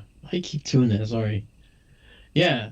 And so here's how this is working. These clusters of stars here, young hot stars, they're firing their ultraviolet light and energy down in all directions, right? Hmm. And as they do that, um, they strip away dust and gas throughout the nebula, and they clear a hole around them, a cavity, right? And then these star clusters here are in the process of doing that. However, this area is probably pretty dense. This area is pretty dense at the end of this one, and this area is pretty dense at the end of this one. Hmm. Likewise, this is a pretty dense blob of dark dust here. That's pretty dense there. So what's happening is the starlight is striking these areas, but it can't penetrate to blow away the dust around it. So what happens is this dense area protects what's behind it. So this dense area protects what's behind it, and this dense area protects what's behind it. So we end up with these things, we call them stalks or pillars, and they're very common when you have very hot young stars blowing away the dust around them. The dense areas stay behind. It's as if you had it's as if you had a rock in a stream. Okay, the rock is here, here, and here. You have three rocks. Okay, the water is flowing this way. It's blowing all the sand away around it. But in behind the rock, you have a path of sand leading back in a trail, and that's exactly what's happening here in space in 3D. Wow.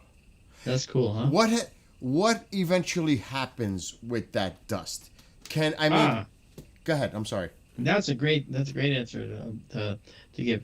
This dust right now is sitting in a very hot nebula, but inside this area here, it's dense. When I say dense, at most about 30,000 atoms per sugar cube size. Now, that's actually not very dense, No. considering that a sugar cube size of air has got 10 to the 29th atoms, or 10 to the 26 actually atoms in it, so of air. So it's a very, very thin dust cloud, but when you're going many light years like this is light years across and thick, the density is considered a lot, for interstellar space, Hmm. right? Same here. This object is several light years in size, Wow. okay? Oh my And gosh, that little object is that wide? oh yeah, this is multiple light years. Remember, this is about, again, I think 5,000 light years away. So this guy here, I can actually measure the size of that and calculate on the fly because I have a Photoshop action that will do it.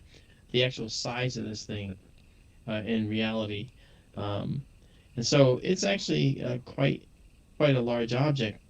And if you're inside of it, you may see these stars, Mhm. but they might be fainter because the starlight is subdued by the dust that you might Hmm. be sitting within. Hmm. Pretty cool. That is. Have you So that ever detected?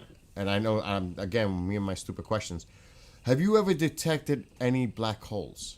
What a stupid question. No, of course not. Um, no, it wasn't. It's not a stupid question. No, we can't detect black holes with our telescope because they're black. Oh, that makes sense. Yeah, It just that's right. blends in with the rest of the sky, the background. That's right. That's right. Okay, so let me do this again. All right, here is the Dumbbell Nebula, which is a planetary nebula, not a supernova, but it's Oh, uh, a nebula where the star has passed on, basically, and the star has ejected its outer layers, and then it shrank down. The middle star, there it is, right there in the middle. That's a white dwarf. wow. Yeah, and this is several light years across. Wow. Yeah. So So what star. happens? What happens to everything within that range when that happens? Okay, that's a good point. If there was a star in here, let's just say for fun that this star was a few light years from this one. Uh huh. Okay, let's say on the front side toward us or something. Um, this stuff would have expanded, and the star, the white dwarf, is so hot that it has ultraviolet energy that's ionizing. This stuff here, when it's teal color, that's oxygen, and the red is hydrogen and potentially neon. And so when we see this type of energy that's ionizing things here, we also know that any stars within the range of that ionizing white dwarf that will just ionize everything are probably going to have planets that are doomed, because the ultraviolet energy is going to strike the planet and effectively strip the atmosphere off over time. Is that similar to what our sun can do to us with solar activity? Like Well, flares, X no, flares? yeah, not really, because our Not sun to would that have to be a lot extent, but is hotter. it the same kind of, like, Well, the sun would have to be a lot hotter to have the energy to create right, ultraviolet right, energy that would do this. Our sun gives off ultraviolet, yes. You get a sunburn, that's from ultraviolet, not infrared. right. Um, so we get plenty of ultraviolet energy from our sun, but it's not as hot Correct. I get it. as a white dwarf. Our sun's surface temperature is about 10,000 degrees. A white dwarf surface temperature is about 40,000 degrees. Mm. So it's very, very hot. Wow. Remember, it's sort of like the exposed core of the star that's shrunk down on itself, and it can't shrink any smaller because of something called electron degeneracy pressure. But that's nothing to worry about. That just means that the star is pushing back with as much pressure as gravity trying to crush it, and so it's stable in this particular configuration. And this stuff here that you're looking at is all the stuff that was in the envelope of the star. Right. Now, our sun's core is the only thing doing fusion. And now you think, well, how big is the core relative to the sun that I see in the sky when I stare at it and blind myself? Um, well, that half a degree size object in the sky, literally the part of the star that's the core is something that's just a tiny fraction of a degree in the sky. And I'll give you an example. The sun is almost 865,000 miles across, right? And the core is only about 15 to 20% of that. Wow. Okay, right? So 10% is 86,500 miles, right? 20% is about 160,000 miles, and so between 10 and 20% is the size of the core. About 20%, say. So the core is about 160,000 miles in diameter in the sun, Wow. and all the rest is just along for the ride to make up That's 865,000 amazing. miles. That's amazing Yeah, when you think about yeah. it that way. And then because it's so hot, it's all material that's been fully ionized and is what we call plasma. And plasma, because it's charged, reacts to magnetic fields. The sun has a very, very powerful magnetic field. So when we look at solar telescopes, we see all these streams of material following these invisible lines, which are magnetic field lines, down to the surface of the sun. It's really incredible. Before I ask my next question, there's a question coming in from chat. The quality of seeing through a telescope being affected by they being affected by chemtrails released in the atmosphere, but it has a lot to do with atmosphere, period. But I'll let Mark answer that question. What are the difficulties? They're specifically saying chemtrails, but I'm thinking the atmospherics. That's why we have them space based or in high altitudes. Can you explain why Earth-based telescopes have that issue when it comes to our atmosphere and the interferences of? Yeah, for sure. The problem we have with our atmosphere is that it's moving. It's made of more than just molecules. There's atmospheric hazes. There's aerosols. I don't mean like sprays that you like buy at the store, but an aerosol is a compound that's natural to the Earth. It's also floating up in the air, and this can all deteriorate and make an image look bad. Okay. Here's another shot of the lagoon with the Benson scope. Gosh, Look at all that detail. that is amazing. Yeah. So there it is. My With God. that's it. One way I process it. So process it for oxygen and hydrogen. If I process it for more of the hydrogen and the dust, you see this. That's great that you're able to do that, to highlight that. Oh yeah, yeah. Now, Mark, Yeah, what this is the cool next stuff. phase after dwarf star I mean, what happens next to that star? What's the next cycle? What the stage of? Yeah, sure. Um, Hopefully we answered your Yes. other aerosol question. I hope that Um, Astro. Go ahead. I'm sorry. yeah. The next phase of white dwarf is it just cools, and it takes billions of years to cool, because that is the end state for a star kind of like the sun. If it's a star bigger than the sun, we're getting up to like 3 to 4 times the mass of the sun, then we might get a white dwarf or we might get a neutron star. All right, it depends on the mass of the core, and if the core is beyond a certain mass, and that certain mass is called the Chandrasekhar limit, and that's 1.44 times the mass of the sun.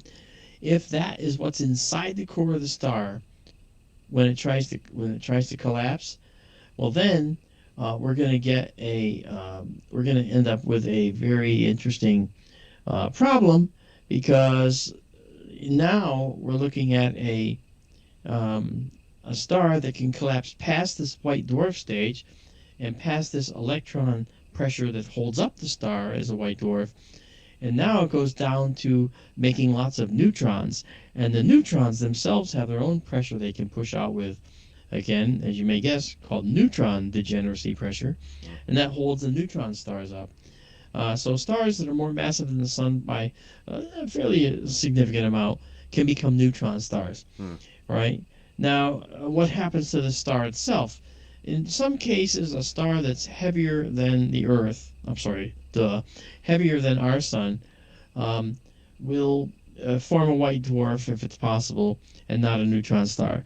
When it gets much heavier, now you're talking about a star that's short-lived and a star that actually ends up exploding in a supernova. Oh my gosh! Which we saw earlier when we looked at the Veil Nebula that we were looking at. That was the result of a supernova? When I showed you the Veil, in the Veil was a very interesting image, and that Veil that I showed you, I gotta look for one of them that I had. I had one with a wide view, which I think was kind of cool. Let me look for it, search for it. There's several elements to the Veil Nebula. All right, so let's see. This is Pickering's Triangle, Western Veil, Mosaic. Okay, let's do that. All right, so we got that and this. There's the ping. Okay, here is an example of the other side of the veil. Okay, you can see this filamentary structure. Okay, when the star explodes, this star, by the way, here is in the foreground. So it's nowhere near the Veil Nebula. Okay. Veil Nebula is about 1,500 light years away. It occurred about 8,000 years ago. Okay. And this is the western side. The eastern side was that arc of beautiful blue and red that I showed you the other time. And that's way over here. This is out here. So this is the whole circle of the supernova, and emanated from somewhere in here. The star that was here obliterated itself. And when a star obliterates itself, it can leave either a neutron star, or it can leave that's a starless. It can leave either a neutron star or a black hole if it's massive enough. Yeah, if it's massive enough. Uh-oh. All right. What? Uh-oh. No, your audio broke up for a second. Oh, that's okay. All right. So anyway, so you can see then that a lot could go wrong. Now there is a lot of dust in the universe, and that's the thing that I'll show you here. Okay. This is an example of all the dust that's out there. You can see it. Yeah. I mean, it looks like you're looking at a dust storm, but in fact, you're seeing a star that is, its light is causing that scattering I told you about that makes the blue nebula. This is what's called a reflection nebula, and you can see that this blue gives way as the light goes through more and more dust. It's not as effective at scattering the blue light from the stars, so there's a certain logical distance based on the brightness of the star that can actually cause that effect. And then you see all the dust out here. Now these are... wait, before you continue, I want to just ask you a question. And you're going to get into the carbon part. But is this the birth of the star where there's actually planets being formed around it? What stage of the star are we looking at right here? Well, the star is perfectly formed and is burning hydrogen into helium. Okay, this is the dusty nebula, also full of hydrogen, Okay. and the hydrogen collapsed to form a star, and that star began to, scatter have its light scattered by the dust around it that it formed within. So, is it possible that this is a birthplace for other stars and Right. other planets? Absolutely, Okay. absolutely. We know that. We know that happens. That's what I'm wondering, that actually comes together and into a dense form to create that. Yeah, that's right. It coalesces. Gravity is Mm-hmm. you're very good at collapsing things. Wow. Just fantastic at it. That's amazing Right. when you just think Yeah, about yeah, that. no, it is. It's just And in something any of else. these images with the foreground of all the stars, are we just not looking at stars, but also potentially galaxies in those frame shots? There's some galaxies in some of the shots, but for the most part, we're just I seeing know, what's in but our they own look like a galaxy right star now. on the image, but they could actually be galaxies, is what I'm asking. Not usually. I mean, the No? galaxies have a very distinctive shape. Okay, like when we look at galaxies, perhaps uh, the favorite galaxy of all to people is the Andromeda galaxy, right? Mm. Yeah, and you know who else loves that to talk about that in reference? Ooh, The UFO folks. oh yeah, well that's true. You know that. I wasn't even considering them. Yeah, I know. Okay, But but that's a big one. That's a big as an one. example, Yeah. here's one we shot in September 2024. Okay, here's the Andromeda Oh galaxy. my gosh, that's Isn't that just. pretty? Oh my gosh. Yeah, and what's interesting about this shot of the Andromeda galaxy is we can see. Stop that. We can see all kinds of beautiful Oh details in here. Like, look at these bright clouds of stars down here. These are very hot and blue stars down here. yeah. Okay. We also see red Oh. nebulae in here. Here's a vast nebula right here. Okay. Here's another nebular complex right here. Another one right here. They're all throughout here, and lots of dark nebula, which you see these dark dust rings. These dark dust here are part of the spiral arms of the galaxy. And this is the galaxy heading right for us. This is the Andromeda galaxy. Mm-hmm. Yeah. That is Uh, stunning, Mark. That it is is. It's beautiful. stunning. That would look awesome on in a framed picture on your wall. Oh yeah. Oh Let my me see if I can gosh. add a little more panache to it by Oh darkening up yeah, some that things. looks great. Yeah. So there we go. So And now what you can actually see that a little better. You see a little detail in here. is that This visual? Can you see that in any time of the year? Is this a winter sky night? actually late in the evening it's coming up now. So it is up in the sky. Here in Connecticut at 11 o'clock, it's probably just cresting the horizon now. Wow, Yeah. that's awesome. Yeah, it's an object we can see in the fall with Pegasus and so forth. But isn't that pretty? Oh my gosh, Mark, that's stunning. Now, this galaxy, if we count the stars, and we've kind of done star counts, about a trillion stars. Okay, one Wow. trillion stars. And our galaxy has maybe 150 billion at the low end and 400 billion at the high end. And this galaxy is more than twice the size of ours in terms of stars. So when it passes through us, it's going to rip us to pieces. No. But that's going to take millions upon millions upon millions of years to happen. Oh You my know, gosh. once it starts, it's going to take millions of years to happen. And it won't happen for a couple billion years now. But wait a minute. You're being literal. It's going to shred us. Yeah, but So it's going to take, but nothing will happen. It's not going to hurt anything. okay. Yeah. There's a We're not common gonna- question coming from chat, and I've heard Okay. this numerous times. What this is coming from Astro? What would we expect to when would we expect to see when Betelgeuse Betelgeuse? or Beetlejuice or whatever Betelgeuse is Yeah. no, I can't say it on TikTok, but when it no longer exists. Oh, why can't you say that on TikTok? I can't say the word D. You can't say that word. We'll call it a supernova. Goes supernova. Okay, let's just say it that way. When Betelgeuse goes supernova, and anyway, um, it's not alive, so it And can't. it becomes undead. Well, that's the opposite of what's going to happen. I know, Um, but that's what I have to say. it's the opposite of undead. Um, when Betelgeuse finally does explode, what we can expect to see, if it's when Orion is in our daytime sky, then we'll see a new star in the sky. Not as bright as Wow. the sun, but you'll see a bright object in the sky for a number of months.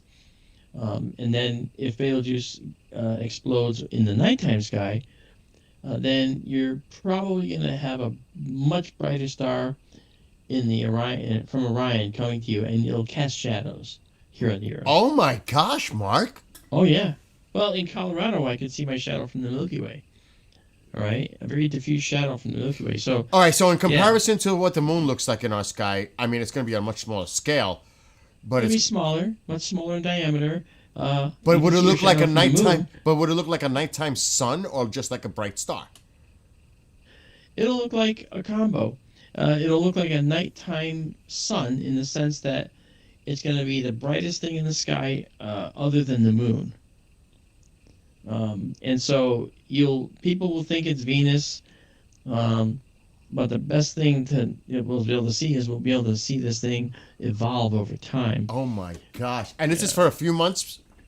Oh yeah, this will be a few Now, months. a Yeah. sky watcher like you or myself, is this going to absolutely cause light pollution?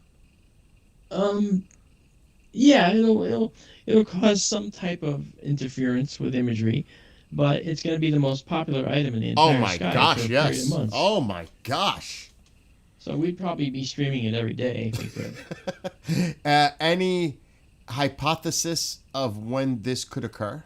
Is it Sometime in the next 10,000 years, although it could have already occurred. right? We don't know. Right, I right, mean, right, right. Betelgeuse is already past its expected life expectancy, so it's It's just when definitely that going to light be. gets to us, and it could have happened already, like you said, because we're looking back in Yes, time. that is correct. Wow, That is correct. wow.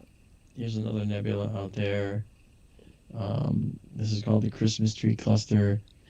And let's see. We got so many things. Let's try the Sunflower Galaxy and see how that looks here.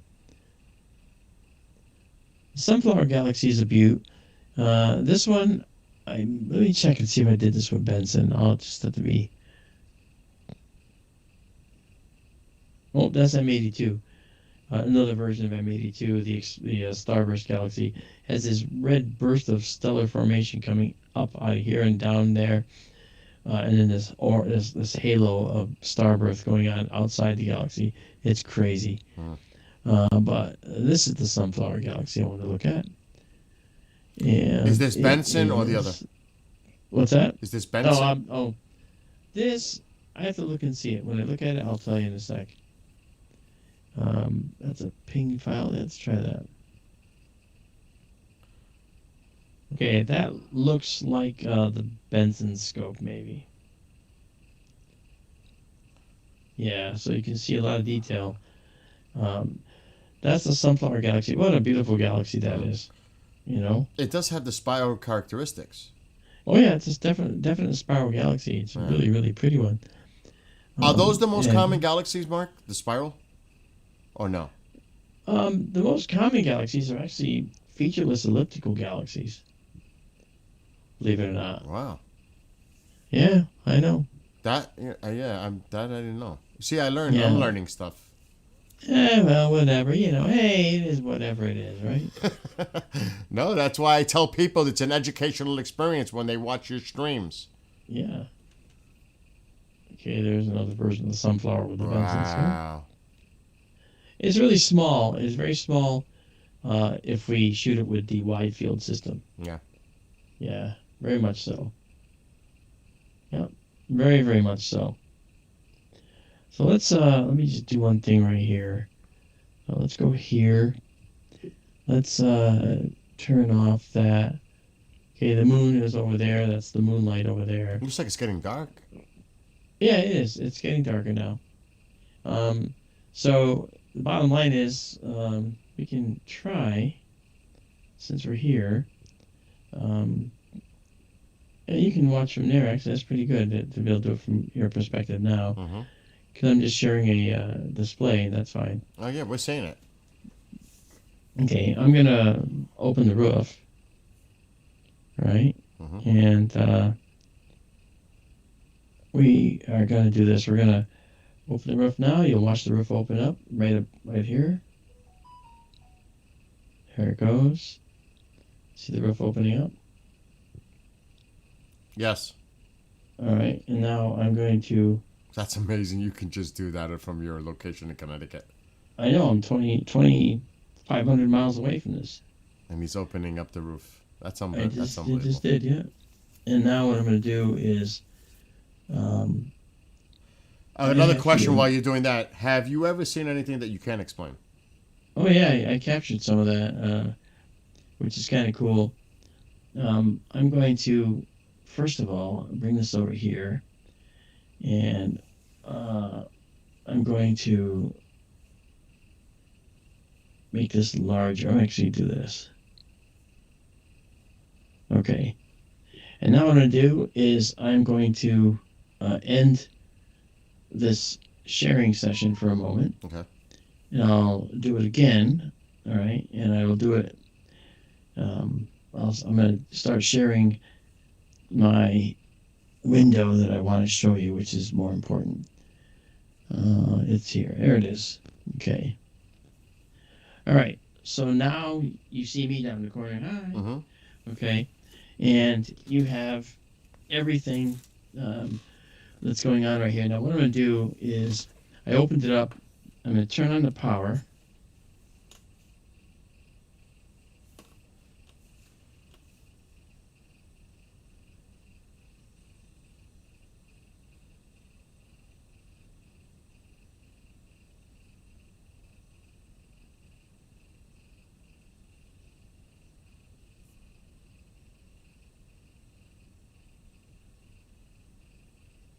So you're actually powering up the telescope?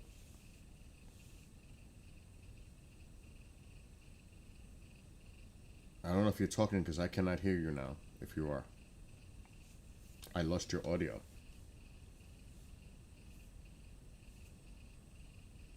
So I don't know. So we cannot hear you currently, right now. I didn't touch a thing, so... But we definitely lost your audio. Okay, he's working on it. But hello to everybody watching tonight. I hope you're enjoying this. Make sure to check out his website, skytourlive.org or skytourlive.com.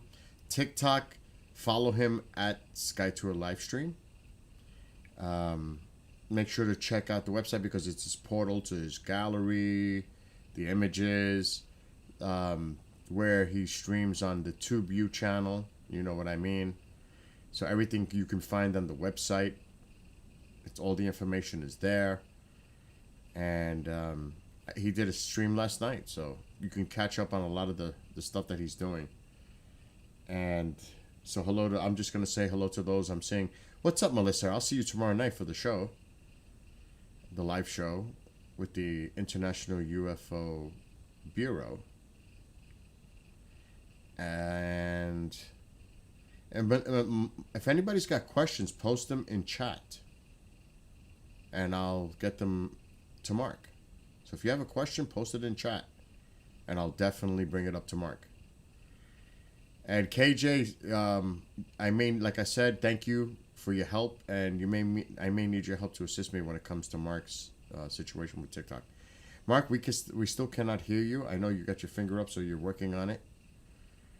And hello to Callie, Nick, Bob, James, of course. And the two James. James Small is there. Petita. I seen Otto earlier. Kathy, Rockstar, Genghis. Astro, Fringe, Big Bear. What's up, Big Bear, on the Rumbler side? Mike. Hat the Cat was there earlier. I don't know if you're still there. But I hope you're enjoying this because this is really awesome.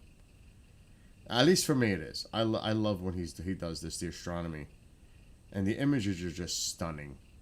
I mean, look, it speaks for itself. It really does. Literally. It's like, wow, when you look at these images. So hello to those coming into TikTok. Jerry, Resurrection, Quail, Delaney, if I said that right, the Dark Empath, if you're still there. Anna, all of you coming in and tuning in. Like I said, this is an educational experience. It really is. And I just love asking the questions that just pop in. So if you have a question, post it in chat and I'll get them to Mark. So hopefully we'll get Mark's audio coming back soon. I don't know what's going on with that. We may have to reestablish the call. It just stopped all of a sudden. I don't know. That was weird. But he's giving us an example. This is like a special preview of what he does when he does his streams on TubeU, Kick, Rumbly, all those platforms. So I highly suggest you follow, subscribe, so you can see when he goes live. And he does this. Like I mentioned earlier, he did a live stream last night, and that's available. Oh my gosh!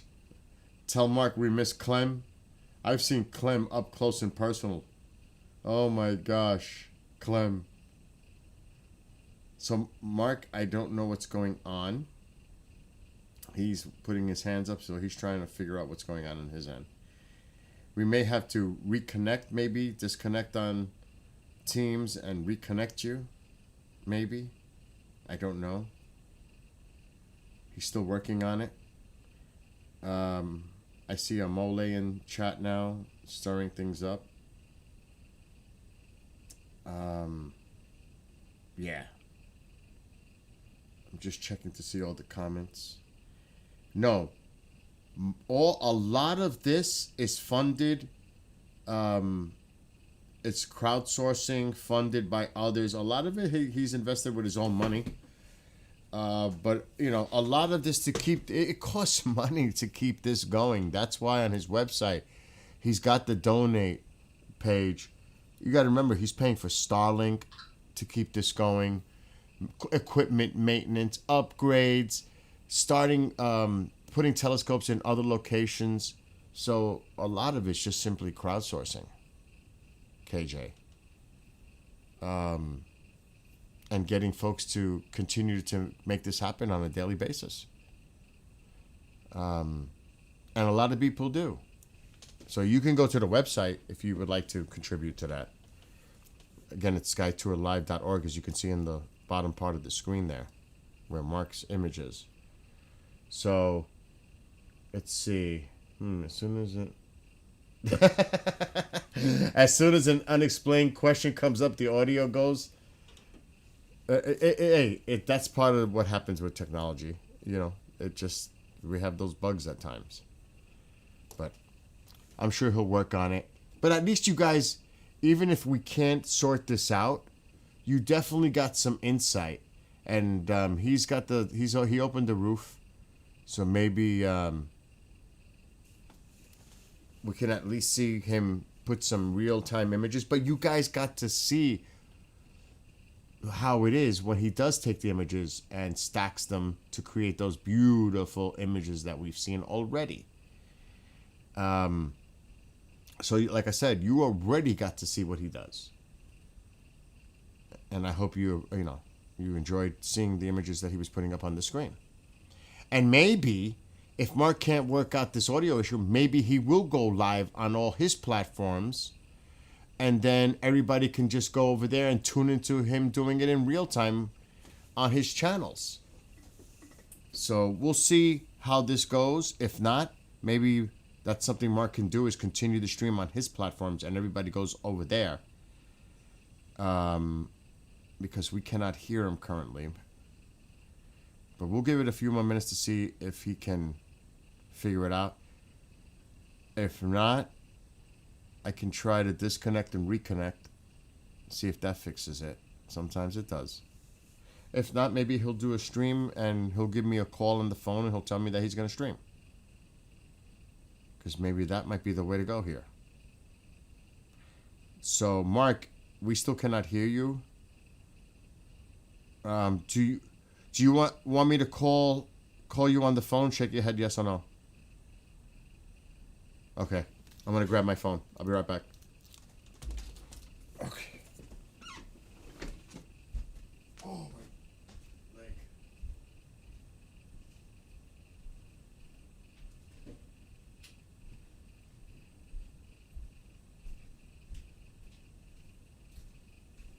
Let me lower the audio here because we'll get feedback.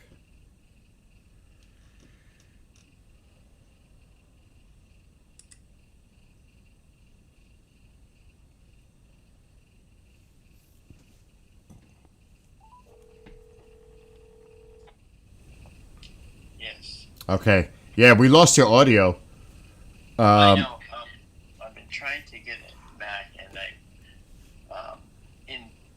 I have to go to this third-party audio source, which you're coming through, by the way, in my Streamlabs.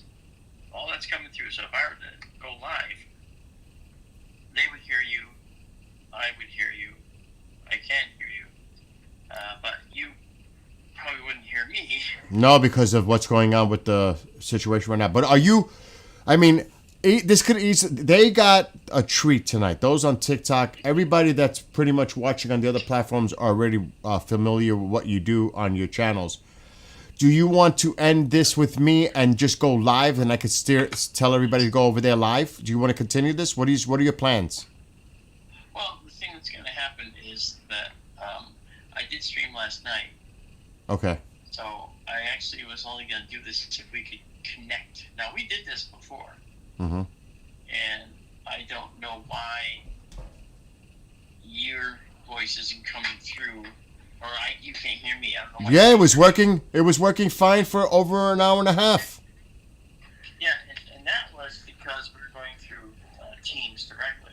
Ah. If I pick a different object, like if I do this, okay, can you still hear me? Yes, Yeah, but I don't know if I can hear you through the mixer board, but I can hear you through the phone. You want me to check? Yeah, hold on. Let me come out. Okay.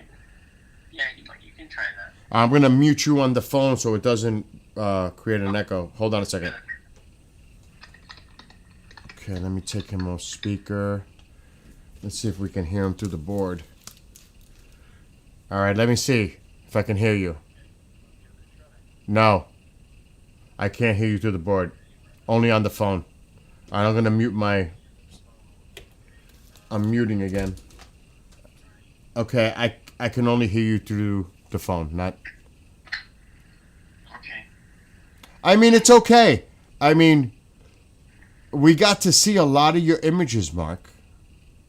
Well, yeah, and that was fine, but like if we stream together, I can hear you, and you should be able to hear me. I know, but I can't. Yeah. That's the weird thing that's going on right now. But if you decide to stream, because you already retracted the roof, you can go live on your platforms. I will stop sharing the screen, and I'll just tell everybody to go over to watch you. Yeah, I gotcha. So that's why I'm asking, what do you want to do? Do you want to continue on your own, and I'll tell everybody to go there? Because I can't share your screen once you're on, because they'll get me on one platform, maybe two. Well, and I think what I want to do is I don't want to stream again tonight. Okay. Last night. Okay. Right. Well, why don't we do this while we're on the phone? Since you got the roof open, just give them an example of what it is like for you to focus on a specific area in the sky with the telescope, if that's possible. And we'll just stay on the phone for a few more minutes. Okay, that's fine. This way they can see how you actually, the process it is for you to find a certain area in the sky and move the telescope and they can see it. That's fine. Alright, so right now this is our all sky. The moon is heading down. And what I'll do is bring up our launcher and I'll start up. I'm hearing myself through your speakers. It's really loud. All right, hold on. I'm trying to think of how I can fix that. Headphones. Well, I have my microphone up and everything else is low. Okay.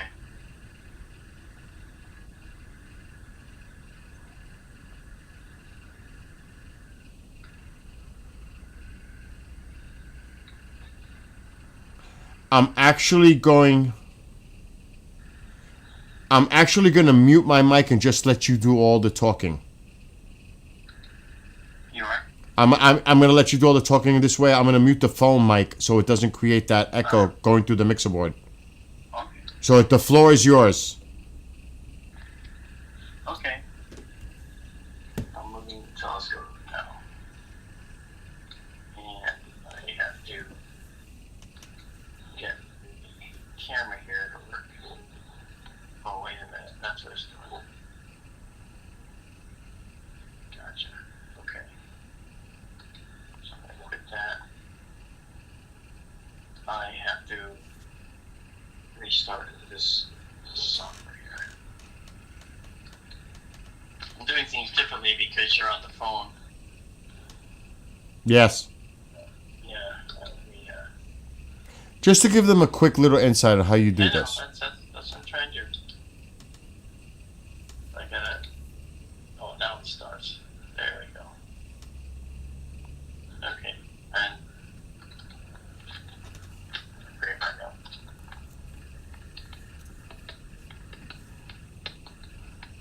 Okay, there we go. All right, so the telescope's pointing up at the sky right now.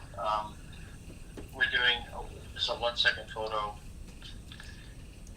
And where we are in the sky is determined by this app here, Stellarium, which we connect to our telescope. Yeah. So we'll let that come up. Right, and you see a crosshair in the sky, and it tells us exactly where we are. Okay. Actually, let me do this. Okay, so now you see the moon is kind of low, and these are equatorial coordinates here. That's like they follow the rotation of the Earth.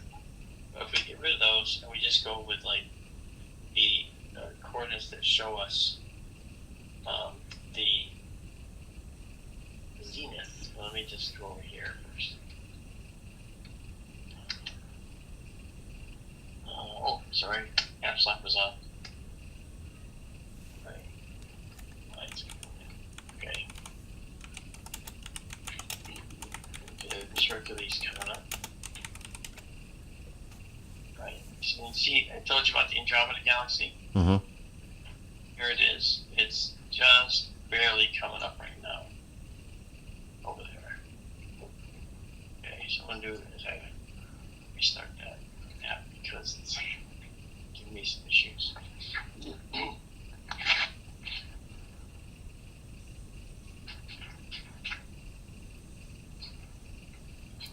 Okay. So there we go. So here's our Milky Way. Alright? And we've been talking about some of these beautiful areas that we've been looking at. Now, the moon is a little brighter right now, so we don't want to look at that. This, I'll show you this. This is this object that we already saw. I showed you photographs of it. And you'll see the telescope is moving now. And it's moving to this object in the sky. It still looks a little light out there, huh? It is light out there. Oh, I didn't actually. There's a few more setup things I have to do, which I did not do. So I have to do that as well. I let you run rush me. Yeah. So I want to stop it from doing. Mark, this is as quiet as you're going to get me It's pretty quiet. from talking. Okay. There we go. That's the Lagoon Nebula. And that's seen in a 1 second shot.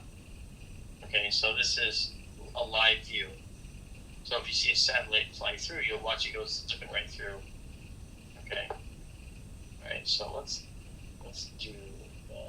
Let me do one thing here. I'm going to take this, and I'm going to do my normal setup without you interrupting me. So it'll be good. Okay.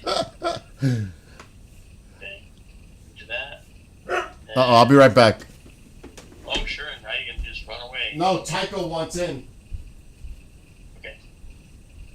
All right. So now we do this to set this up, and now I'll come down and turn off a high precision mode that we do not use.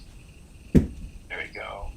We go back here, and you'll see these numbers. These numbers indicate that we're actually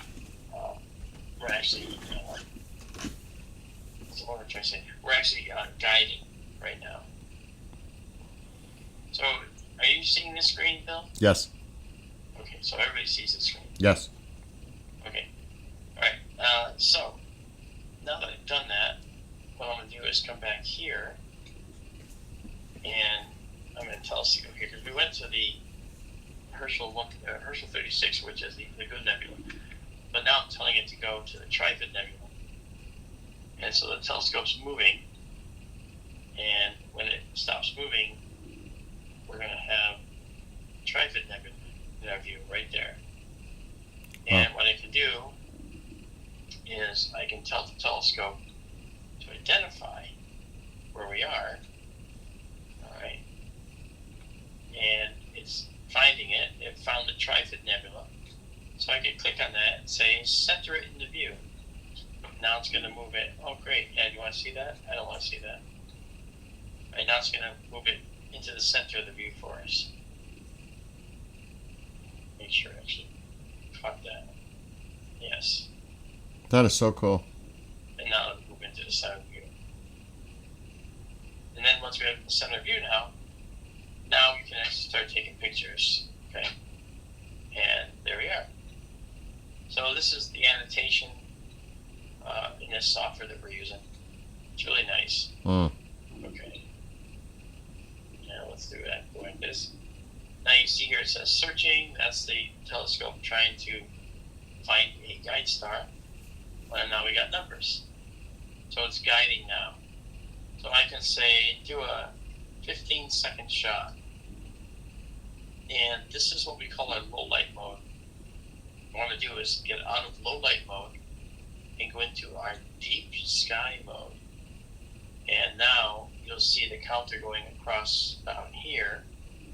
And when it gets to the end of the line, which is now you should see a beautiful Trifid Nebula show up. And there it is. Wow. And now what I'm going to do is I'm going to color correct this. So now it's more color corrected. And I tend to want to do this. I zoom these curves so that now I can actually do some processing. Now we're powered by Starlink out here. So I'm going to drop this down. Okay, it's almost instant. It's beautiful. And now I will move this over. This is our black level. We climb the curve. Oh my gosh. Isn't that crazy? Oh, heck yeah. It just gets much better very, very quickly. And we've already stacked 3. Right.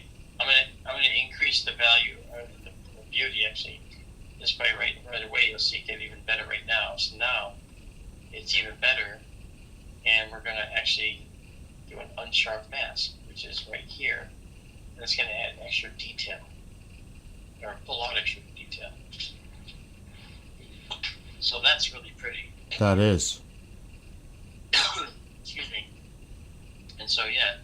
And we can zoom in on this a little bit. And this is the wide field, right? This is the wide field system. my field system. And folks, this is in real time. This is real time, yeah. Yep.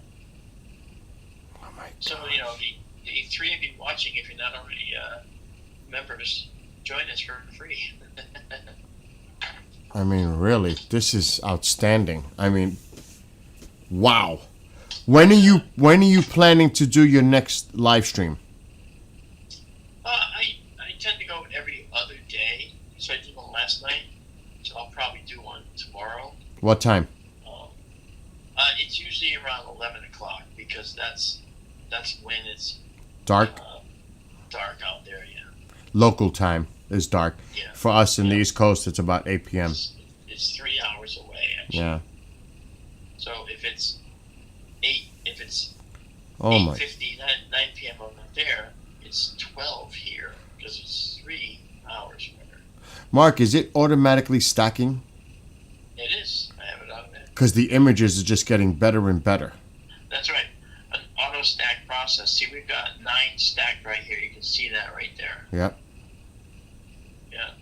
Now, if I stream, the only thing missing is that I have me down here in the video. Oops, sorry. Mm-hmm. I'm in this corner over here. Mm-hmm. And then sometimes I'll bring myself up and point to stuff so people can see what I'm looking at. Yeah. I think that's actually important to do. Yeah, you're floating so that you can. Yeah. That's cool. Absolutely. Yeah. Well, I want to thank you for taking a couple of hours to show us some insight of what it is that SkyTour live stream does. You're kidding. It was a couple hours? Yeah, already. Can you believe that? Yeah, that's pretty cool. Folks, on TikTok, specifically, follow him on TikTok. Spread the word on TikTok. Just follow him at SkyTour Livestream. A lot of the folks that are watching on the other platforms, you're already familiar with what Marc does. I see the usual folks in here. You know how awesome this is. I really want the TikTokers to spread the word and appreciate what he does. It's an educational experience. He makes it fun. You could see the images. This is a real-time image. It's actually happening right now. This is not an image that was... I mean, you could see the telescope is adding layers.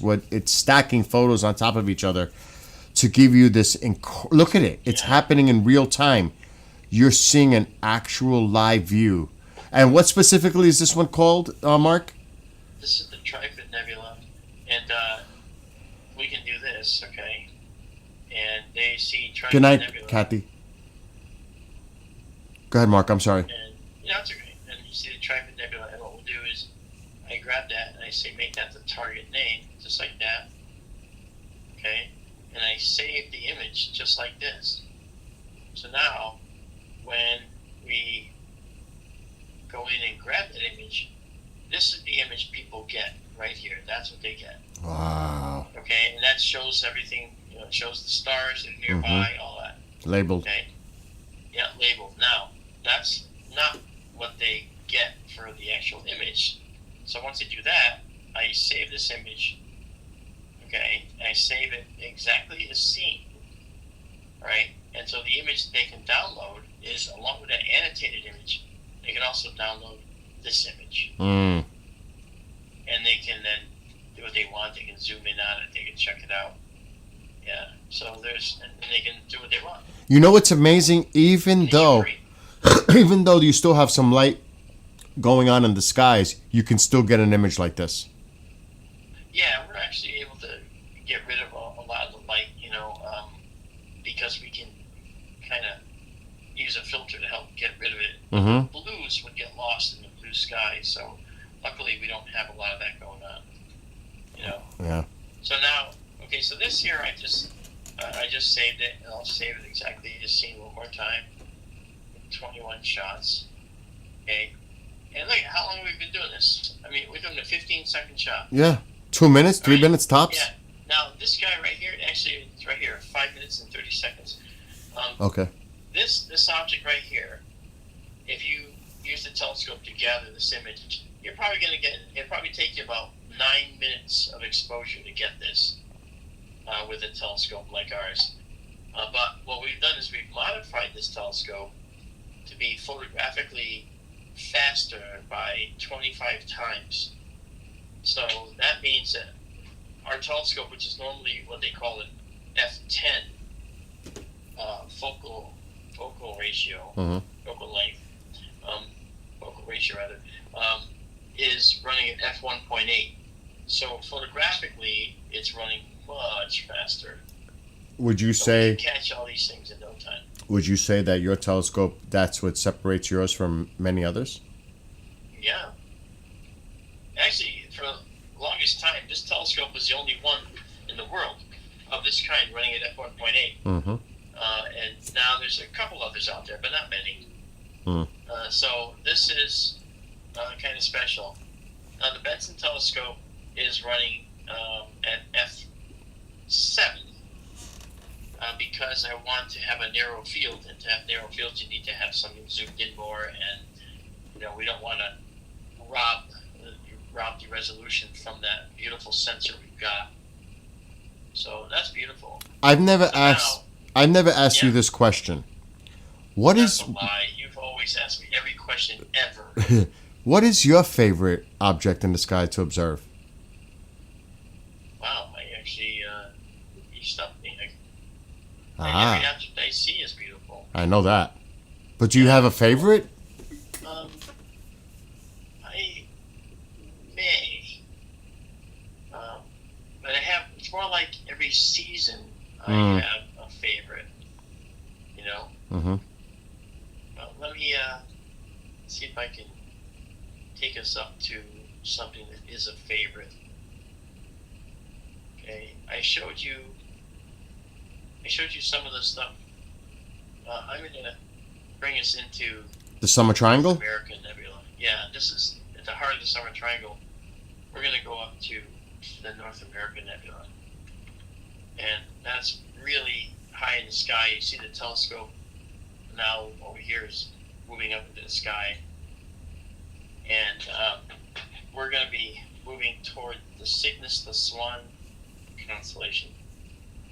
And when the telescope stops, we're going to be inside the North America Nebula, which is here. And what I'm going to do is do a increase in our sensitivity, and then modify this. Now I'm going to check this out, see where we are. I'm going to take a 20-second photo. Okay, 20-second photo. First things first, I'm going to make sure we're guiding, so I got to make sure our guiding comes back. First thing I'll do actually is this. I'm going to see about our location. Alright, so there's Hipparchus 103341. Clackety clack, don't talk back. Alright, so we have brightest stars in here. And I see 103341. Alright, now let's go look for Hipparchus. Star, let's go. That star was what now? It was 103341. So I'm going to come back over here and look for the Hipparchus star 103341. Wow. 1. Did I get it wrong? I did. It's a 2. So we're going to make that a 1. Okay. And there it is. And so that's where we are focused right now. And the size of our telescope field is this right here, this red square. Okay, actually, there's a lot of squares in here. We're actually right here at 103341. Oh, actually, 103341 is at the upper right. So it's probably correct. We actually can't see it too easily because it's all red and our data show it's red. So that's kind of an artificial, but this is what we want right here. So I'm going to move us up a little bit. And I'm going to go back to our single second mode for a moment. And that's going to take us here. Right? And we want this down in the center. So I'm going to bring it up. Oops. That was a mistake. There's a follow-up question to mine. Okay, What was Marc's favorite unexplained sky event? Well, I had a few of those too. First things first, let me Okay. do this. I'll explain that.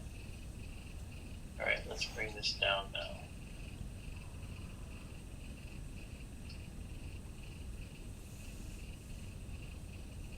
Okay. I'm going to show you an object that's really just unbelievable. You can kind of see it right here. Yeah. Okay, this is called the Cygnus Wall. It's an area in Cygnus now. It goes all the way through here, and there's dark nebula here. It's really stunning. So we'll use this, and then we're going to do a 20-second shot. That's all we need. Okay, so once we start doing this, you'll get to see exactly what's happening and tell you what's happening here. So I'm going to get out of the low light mode, go into our live stacking mode, and we're doing a 20-second shot. Let's actually do that. That was the Trifid Nebula from before. Alright, so here's a 20-second shot. We're going to clear this. So we start with 0 data. I don't have to clear it, it overwrites it, but it just wants to be confusing. Right now, if you watch, what we're going to do is we're guiding, because you can see the guiding right here. Alright, the numbers. Okay, here comes our first image. Okay, here we go. Wow. That beautiful thing. And we had a satellite pass through. Okay. Now this is the Cygnus Wall right here. Okay, that's all dark dust. We had a Starlink satellite pop through right there. Let's color correct this. Okay, that's color corrected. And look at that. Unbelievable. Look at that. All this data, all this detail. Unbelievable. It's amazing. In real time. And this is actually real time, and it's right over your head right now. This is what's over your head. It's almost directly overhead. Wow. Wow. Yeah. That's gorgeous, Marc. Yeah, we caught 3 so far. We have 3 already. While we're looking at it, we've already got 3 images. Mm-hmm. You could see it You could see it updating. Yeah, it's updating. As it keeps updating, you actually see it get a little better and better.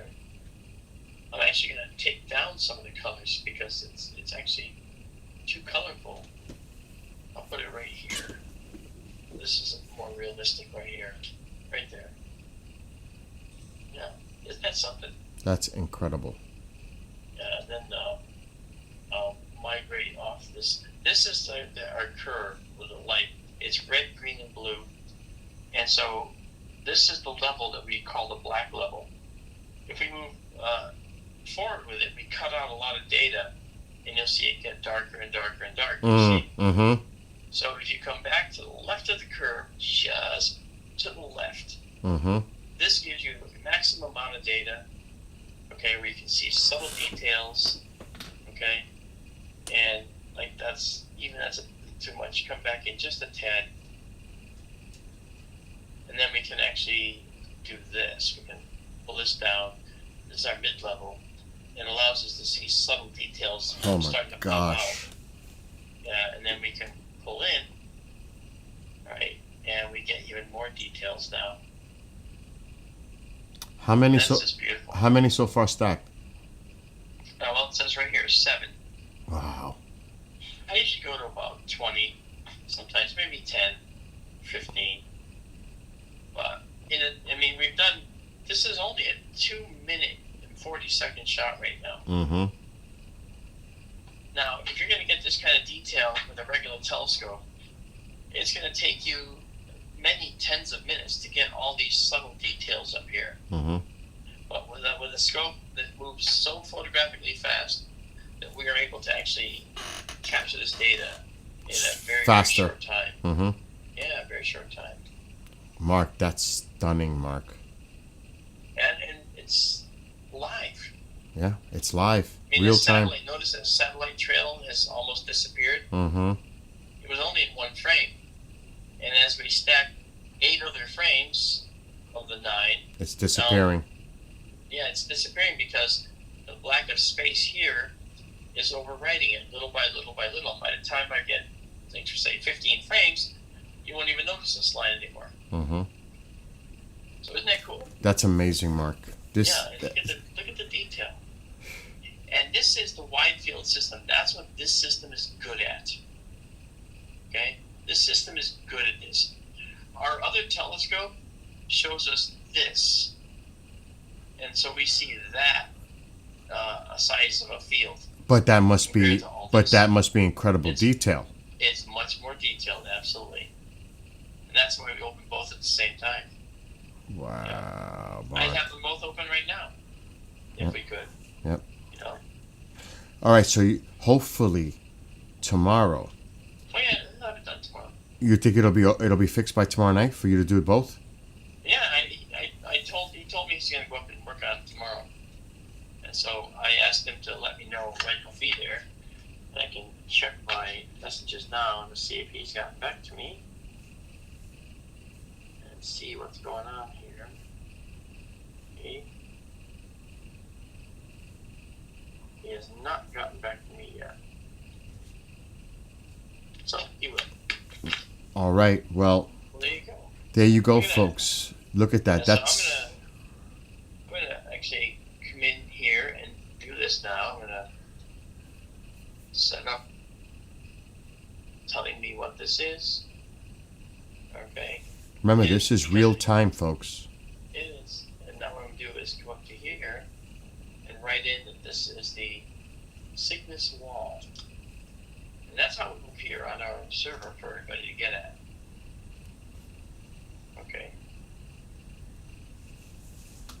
So now what I can do is save this, and it's going to go to the Cygnus wall, and then we can save all these 15 shots here. Save exactly the same. So now,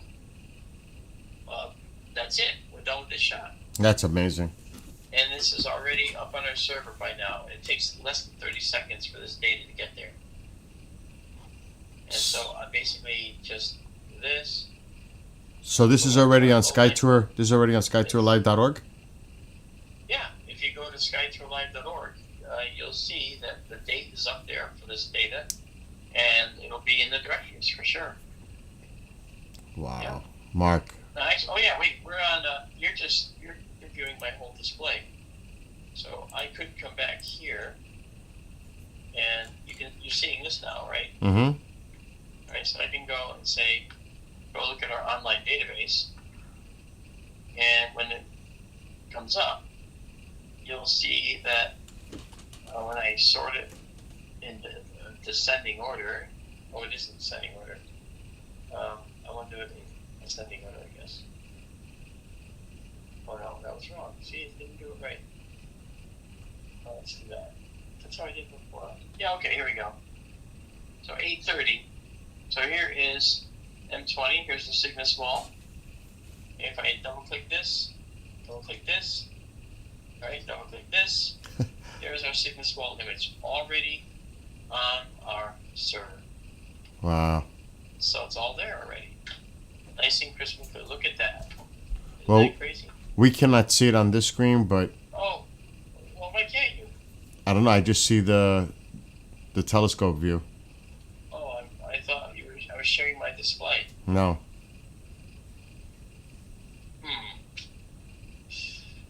Well, you were seeing my when I mentioned to you, I said you're seeing my SkyTourLive.org. No. No. Oh, how come? I don't know. We're seeing. It's all your fault. We're still seeing the I guess, the telescope's live view. Alright, well, I'm going to do this. I'm going to stop this, and I'm going to share my display, which I did before. So here's the display. Right, there you go. Here's my telescope live view. Do you see that? Yes, now we do. Yes. Okay, and here is my site. So I come down here, and I go to I Want Cool Pictures, go to the online database, right? And you'll notice when we come in that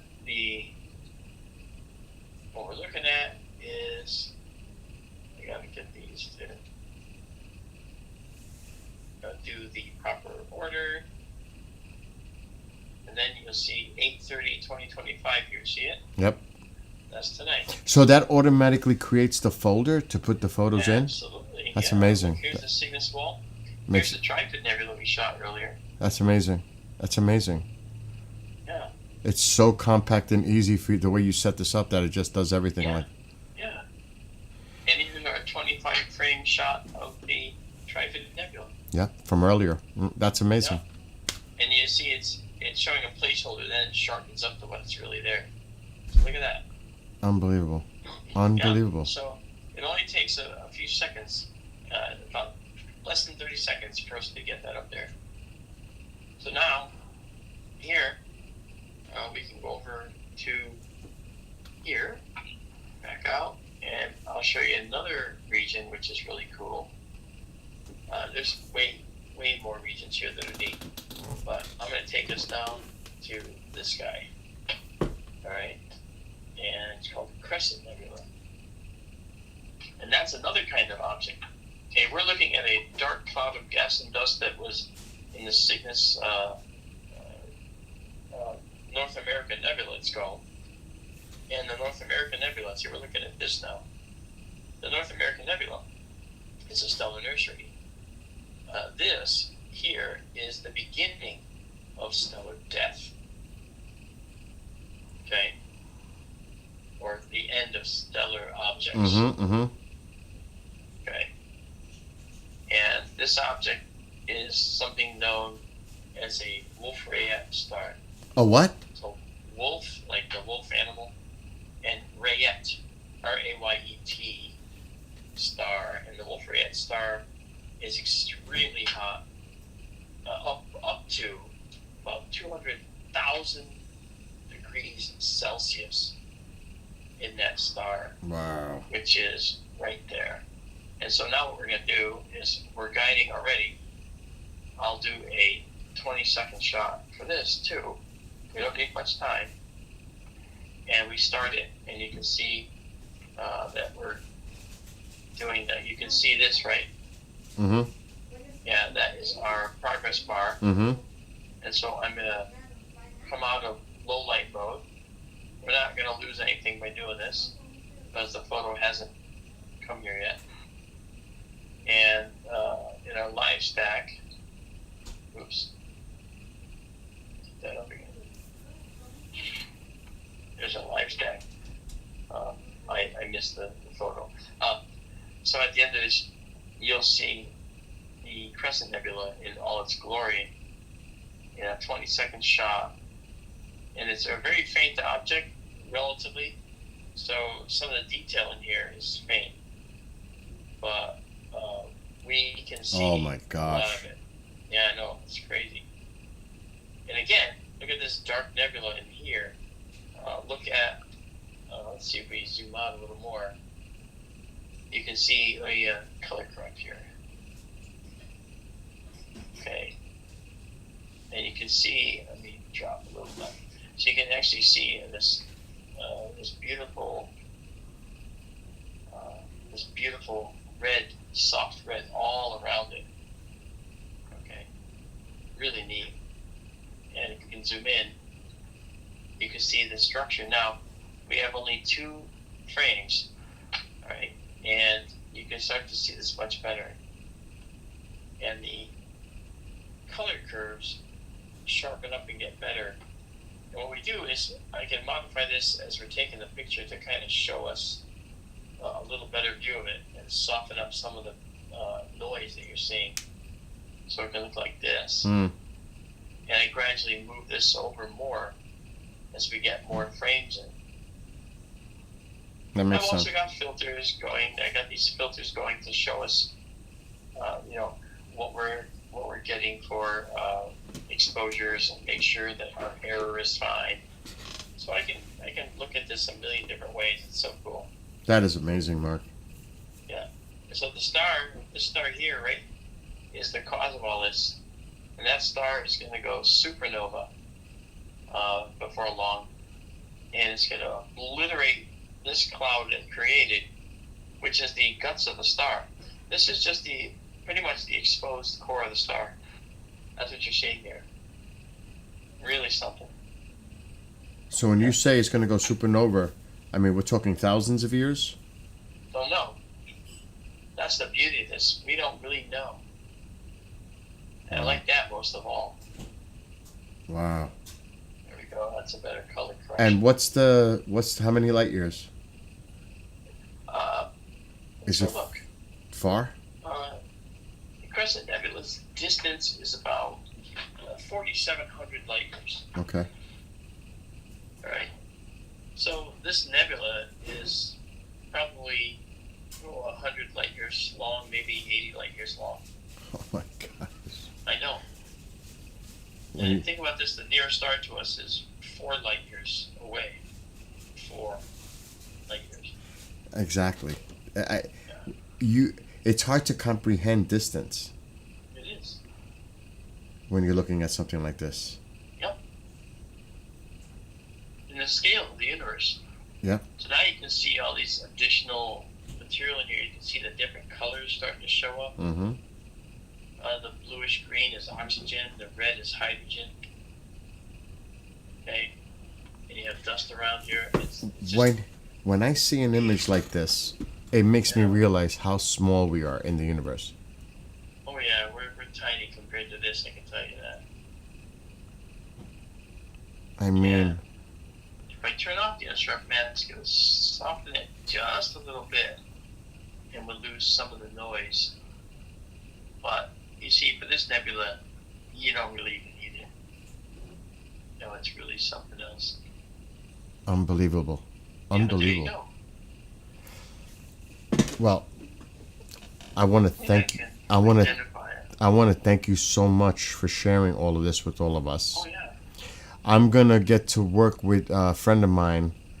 He's gonna show me. Because I use TikTok, but I'm not that great with it. But we're gonna get you set up on TikTok. We're gonna get you sorted out so that you can start doing some stuff. He's gonna explain to me Good. how to I've get. got about 102 followers on TikTok, and that's it. Well, hopefully KJ will help me get this all sorted for you. This way you can Right. start streaming live on TikTok. Love it. I can't wait. And Grandizer says to really thank you. Everybody's, I mean, the comments I've got in here have been, of course, you know that. They love what you do. Well, they know me, so that's good. Yeah. But I really want If they want to see other things I do, they can watch the History Channel show. The proof is up. That's right. The proof is out there. That's right. When is do you know did the season start already? Like, when are you going to be on there again? Yeah, season 5 started, and there's been some episodes of the show where I've had a hand in most of the stories, Oh, really? and others were just not as interesting, and so I didn't end up doing anything with some of the other stories. Okay. But I'm in most of the stories that are on in each episode. I think that's because they really want someone that is very willing to put their neck out there, and also willing to tell the truth, regardless of how many people it may upset. Oh, I know that. Well, again, folks, Sky Tour live stream. That's his channel on TubeView. It's also on the Rumbler channel. Also Kick. And Kick. Yeah. I used to do it on Facebook too, but unfortunately, someone stole my profile, and when they stole my profile, it removed my ability to actually stream anything. That's unbelievable. Yeah, and there's nobody to talk to. Oh no, I know. I've dealt with them in the past with my own issue as an admin on on the other platform for the station. Also, skytourlive.org. Make sure to check that out. And follow him on TikTok, Skytour Livestream, all one word, Skytour Livestream. Yeah. This is an educational experience, as you've seen a glimpse of this tonight. And he's planning to go live streaming tomorrow night. It would be about approximately 11 p.m. Eastern, because the telescopes are located in Arizona, and we're on the East Coast. So he's got to wait till it gets dark. Yes. As winter approaches, it'll be a shorter amount of time. Like earlier time. Yeah. At least for us. This thing here too to show you the 20-second exposure. This is a beautiful open cluster called the wild duck. All right, and you're going to be amazed at what's all over here. So that you'll see here in just a moment. This is our Milky Way talking. Wow. Here, So we'll do that. If you want to go, you can go. No. I want to see this, what you're doing right now. Okay. Well, this is our previous one we shot. Uh-huh. And then the new one is this one. Wow. And this is that cluster called the wild duck. Where in the sky is that located? This is, I'll show you. Come back here. And we back out of this. Here's our southern horizon. And we are right there. And that's in the cluster Scutum, S-C-U-T-U-M. And mythologically, this is a... What constellation would that be part of? Scutum, S-C-U-T-U-M is the name of the constellation. S-C-U-T. Okay. Scutum. Got it. Yeah, pretty neat. Oh, yeah. And so now, I gotta come in here now and do my typical stuff, color correct. And I'm also going to adjust for this and help with the light. And now you see what we're really looking at. Look at that. This is a star cloud in our Milky Way galaxy.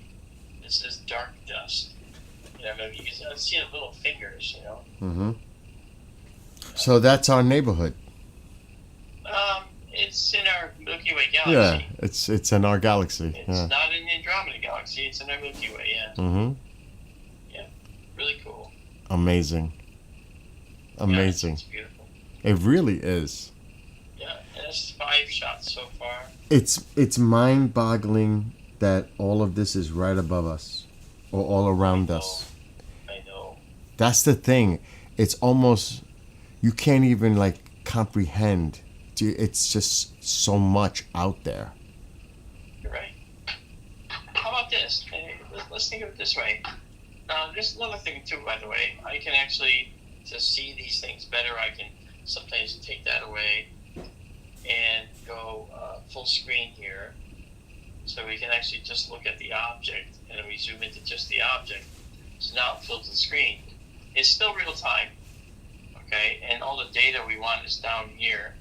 Okay, we are actually now, we have 7 frames stacked. It says right there, 2 minutes 40 seconds. What do you usually shoot? Frames. What do you usually shoot for minimum for frames? I'll go between 10 and 20. But when I'm shooting alone, I'll do 80 to 100. Wow. Yeah, and basically I walk away from the computer and I go do other things for a while. And come back and it's done. Mm-hmm. Yeah. So when you look at this, okay, if I come down here, we can see all of our interesting stuff. All right. So I can color correct again. I can also do other things. I can actually modify some of the colors to actually see more detail. Mm-hmm. Mm-hmm. But I like to do the realistic color. Oh, that's now amazing. You can see dark dust in here. See how dark that is? Mm-hmm. All right, I want everybody to look at this. And you're looking at stars. Now, you could swear this is just a wet driveway that someone took a picture of. Okay? But this is actually individual stars, any one of which probably already has planets around it. So we know right now, and as a professional astronomer, I can tell you this without any kind of equivocation, that there's more planets than there are stars in the universe. Mm. And we now know that because we see in our sampling that many of the stars we think don't have planets have 1, 2, or 3. Mm. And what about the moons associated too? On top of that. Mm-hmm. Yeah. Now, in our own solar system, Ganymede, which is the moon of which object you know? Oh my! But how many? But wait a minute. How many moons does? No, Oh, hang on. I'm not gonna say anything. Okay. Ganymede is the largest moon in the solar system. I And did not know bigger that. than Mercury. I didn't know that. And yeah. And what planet does Ganymede move around so that it can't be a planet of its own? Because it's a moon of another planet. I totally am lost. Which one? Well, also associated with that planet is Jupiter? Europa. Hey, you're here. Yes, Jupiter. Mom, I'm with Mark. Hold on, please. Hi. Mom says hello.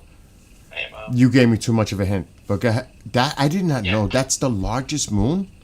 yeah, and it's bigger than Mercury. How much larger is it compared to our moon? Well, Mercury is much bigger than our moon. Okay, so it's the size of Mercury. It's bigger than Mercury. Mercury is was it 1.5, 2 times the size of our moon. I'd have to look. But look at now.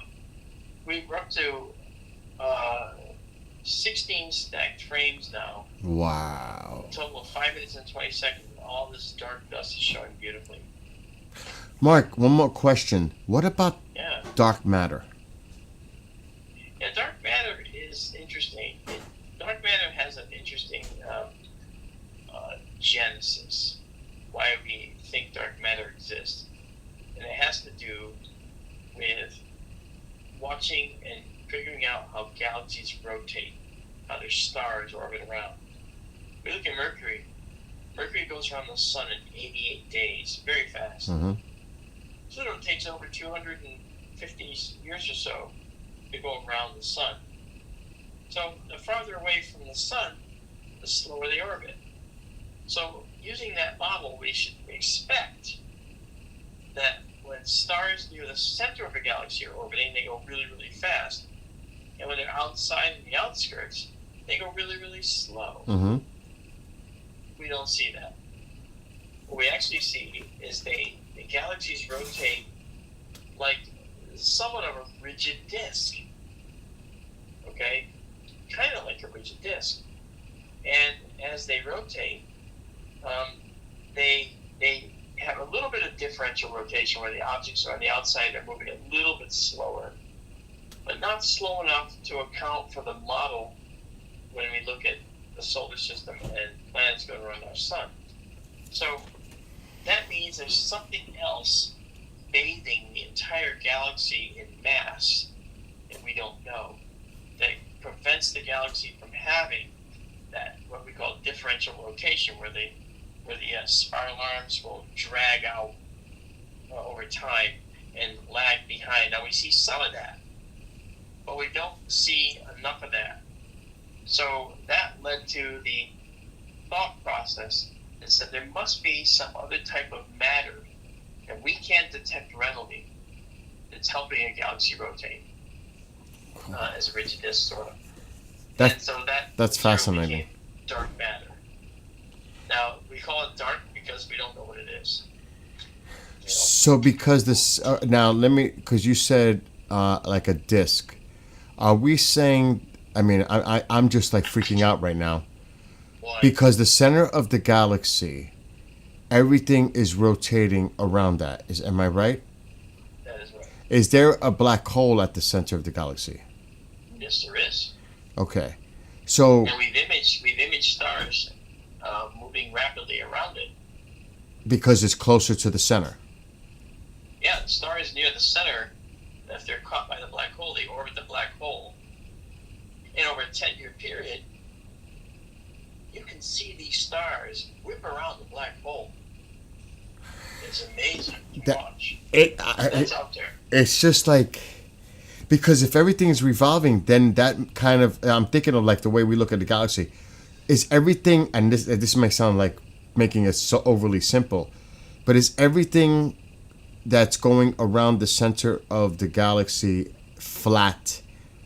In other words, all the stars are not aligned in one plane, but kind of like on, it would appear as looking flat.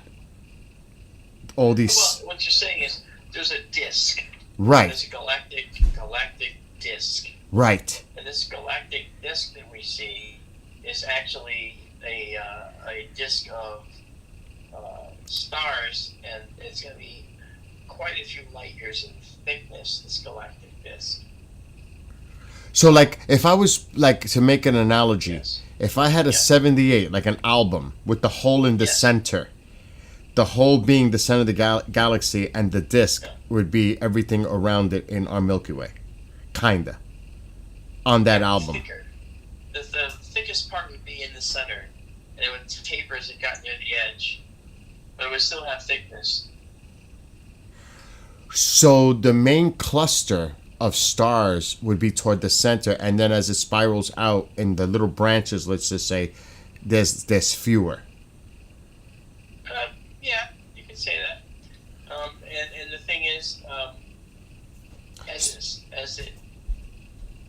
the thickest part is what we call the Mom, bulge. please. I'm talking to Mark. I'm looking The for nuclear time. bulge of our galaxy is the thickest central part. And by the way, that is just south of this view we have here. Are we, considering the center, are we on the outer fringes of the spiral? Well, see, we used to say that we're about 30,000 light years out. But what's happened is we've discovered that we're not necessarily 30,000 light years out. We might actually be a little bit closer. I'm going to quit this exposure and I've already saved it. Are any of those inner stars closest to the black hole being enveloped by the black hole? Not as far as we can see, but they're orbiting very close to it, and they whip right around it. One star in particular is very close, and as it goes to orbit the black hole, remember it's a supermassive black hole. Mm-hmm. It's probably a couple of light years away, which is close for a supermassive black hole. So it's actually orbiting the black hole at high speed because it's an elliptical orbit. Yeah, it's really cool. Have we ever detected a star being taken by a black hole? I look at the literature. I think we saw a star getting spaghettified by a black hole. And what's happening is you have a binary star system. One of the stars goes supernova and leaves a black hole behind. And then the other star ends up orbiting the black hole. Now, it doesn't notice any difference in the gravity. Mm-hmm. Okay? In fact, it's slightly less because the star goes supernova. Much of its mass goes away, or some of its mass goes away. And so the star orbits probably a little more elliptically. And so as it gets closer, it could bleed gas into the black hole. And I think we've noticed that. Mark, in your best hypothesis guess, what do you think lies on the other side of a black hole? Well, there's some funny thought processes. One is that the galaxy, the black hole out there actually we're in the universe. It's like we're inside the black hole. That's one of the fun theories. I don't believe that in particular, but it is kind of cool. Wow. But there are numerous black holes throughout the universe. Oh gosh, yes. What is the closest one to us? Is it our galaxy? Yeah, it's probably ours. Now we did notice another one. I forget this location, but the Crab pulsar is a pulsar, so it's a neutron star, and that's about 3,000 or 6,000 actually, maybe light years away. All right, but still, it's actually an interesting place. Man, I know that one day, hopefully in the future, whenever that is, we're able to send something in a black hole and see what kind of information we could retrieve as it enters it. Yeah, you know what? That's gotta be.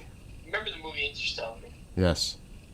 Okay, astrophysicist Kip Thorne was the consultant on the movie, and he was consulted about the look of the black holes.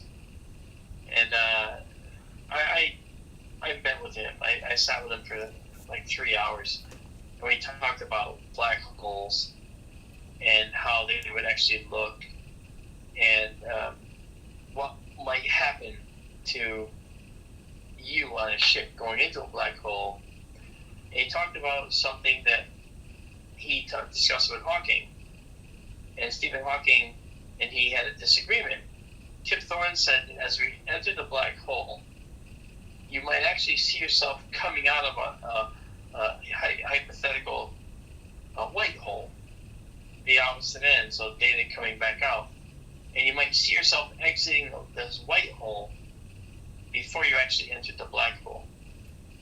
And he went through how that works, and it looked like it might work to me. Well, and now Hawking and Thorne are two of the greatest minds in astrophysics on the planet. Mm-hmm. Hawking's no longer with us. Well, Hawking wrote a rebuttal to Kip saying, I don't think that's how that would actually work. And he said, here's why.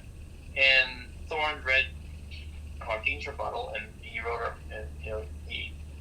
he actually looked at that, and Kip wrote a rebuttal to Hawking. Okay? And Hawking read Kip Thorne's rebuttal. And when Hawking revisited Thorne's rebuttal and Thorne revisited Hawking's rebuttal, he said to Stephen Hawking, Stephen, you're right. You're right. We wouldn't be able to actually do this. And then Hawking surprisingly said to Kip Thorne, well, I read yours again too, and guess what?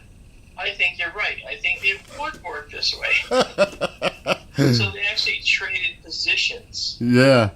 And so what I'm getting at is, even the top minds in astrophysics can't necessarily get it right. Yeah, they're like they flip flop a little. They flip flop a little bit. That's right. Yeah. Yeah. That's amazing. This is a dumbbell nebula now. Okay, so I'm going to show this to you, and then we'll call it. Yeah, me too. But Mark, thank you so much for doing this tonight. Yeah. Oh yeah, that was fun. So the dumbbell nebula is about 3 light years across. It's Just not, 3. Yeah, just 3.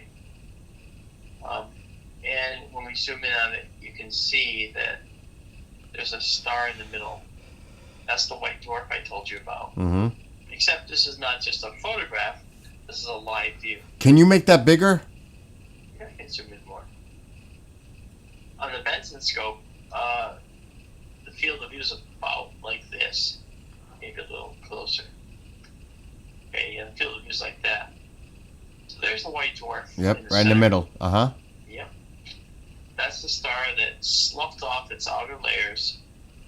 A lot of oxygen in it, because oxygen is the third most abundant element in the entire universe. And so hydrogen's first, so you'll see oxygen in a lot of nebulae that are sloughed off by stars. I think that's pretty cool. That is amazing. Now, this is 4 shots captured. You can see right here. 4 shots right there. They're all 5. Stupid question. Why? Oh, yeah. Why oxygen? Why is oxygen that is being emitted by this in this stage of a white dwarf? Why oxygen? Well, in the early universe, there was a lot of hydrogen. Hydrogen made helium. Helium would make other elements like lithium, beryllium, and carbon, nitrogen, and oxygen. Okay, were made in early stars. When stars were massive, they would make carbon, nitrogen, and oxygen. Okay, in various amounts. As it turned out, carbon was the 4th most abundant element made, and oxygen was the 3rd most abundant element made, and nitrogen was the 5th most abundant element made. And fusion runs on hydrogen into helium, and fusion works making hydrogen into helium using carbon, nitrogen, and oxygen in the bigger stars. So there's a process called the CNO cycle in very big stars. And in smaller stars, we have a different process called the proton-proton process. And it makes hydrogen into helium. So as we look at this object, if the star that now sloughed off its outer layers here was made with a lot of oxygen, it already had a lot of oxygen in its outer atmosphere. Got you. And that's what's got spread out into the universe. Wow. That's again, I don't know if people really comprehend what you're saying as far as how the processes involved, but it's just fascinating how abundant this is. Oxygen, hydrogen, it's and carbon, and it's just everywhere in the universe. It's it is.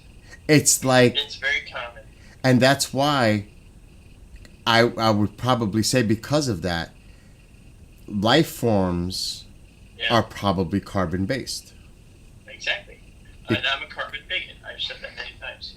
Because it's there in abundancy. And if I know we call it like the Goldilocks zone, but when you have these exoplanets with everything that's common in the universe, and if everything's right, with the temperature and everything else, there's no reason why. Because this is obviously the model throughout the universe that life definitely probably exists elsewhere. It may not, because gravity has a lot to do with it. Distance between sun, there's so many different variables. But I would think it's probably a good guess that there's other carbon-based life forms out there of some kind. Yeah, and there's a book that talks about that extensively. Which is? The Populated Universe. Oh, your book. I have it. Yeah. Yes. Yeah, and subtext to the book is life in the universe may very well be the rule, not the exception. That's what I'm saying. Yeah, and there's a reason. Okay, if you look at the periodic table, that ugly thing that everybody looked at in biology and chemistry classes. Yes. Okay, it was made the way it is because, and there's some people that really geek out on it. I'm one of them. I could sing the whole periodic table, but I'm not going to do it. I give you a clue. There's hydrogen and helium and lithium, beryllium, carbon atoms everywhere, nitrogen all through the air, and oxygen so you can breathe in, fluorine for your pretty teeth, and that's where I'll stop. Okay, but I can go all the way to element 118 in the periodic table. And so the point is, the structure of the periodic table is exactly the way it is because the columns represent atoms that are closest to each other in their characteristics and properties. So right below carbon, it's number 6 in the periodic table, you have silicon. Mm. And that's why people say maybe there's silicon-based life. I've heard that. Pick that out of the air. Mm-hmm. They pick that because silicon atoms are the most like carbon. The problem is that silicon tends to make very robust bonds with other things. Now, carbon has a special quality. That special quality of carbon is that it creates objects that can be broken and made again. So compounds bond with it, and bonds can be broken very easily. And this is something that's really important because as we speak, for everyone listening to this, tens of thousands of bonds are being made and broken in their bodies as we sit here. So those bonds are fundamental to carrying on life's activities. And that's carbon. Carbon is very good at that. It's actually called the granddaddy of all elements in the periodic table. Now, the one right below it, silicon, is the next most likely element that could foster and harbor and create life processes. But the problem with silicon is it tends to make crystalline structures and bonds that are extremely robust. Sand is an extremely robust silicon creation.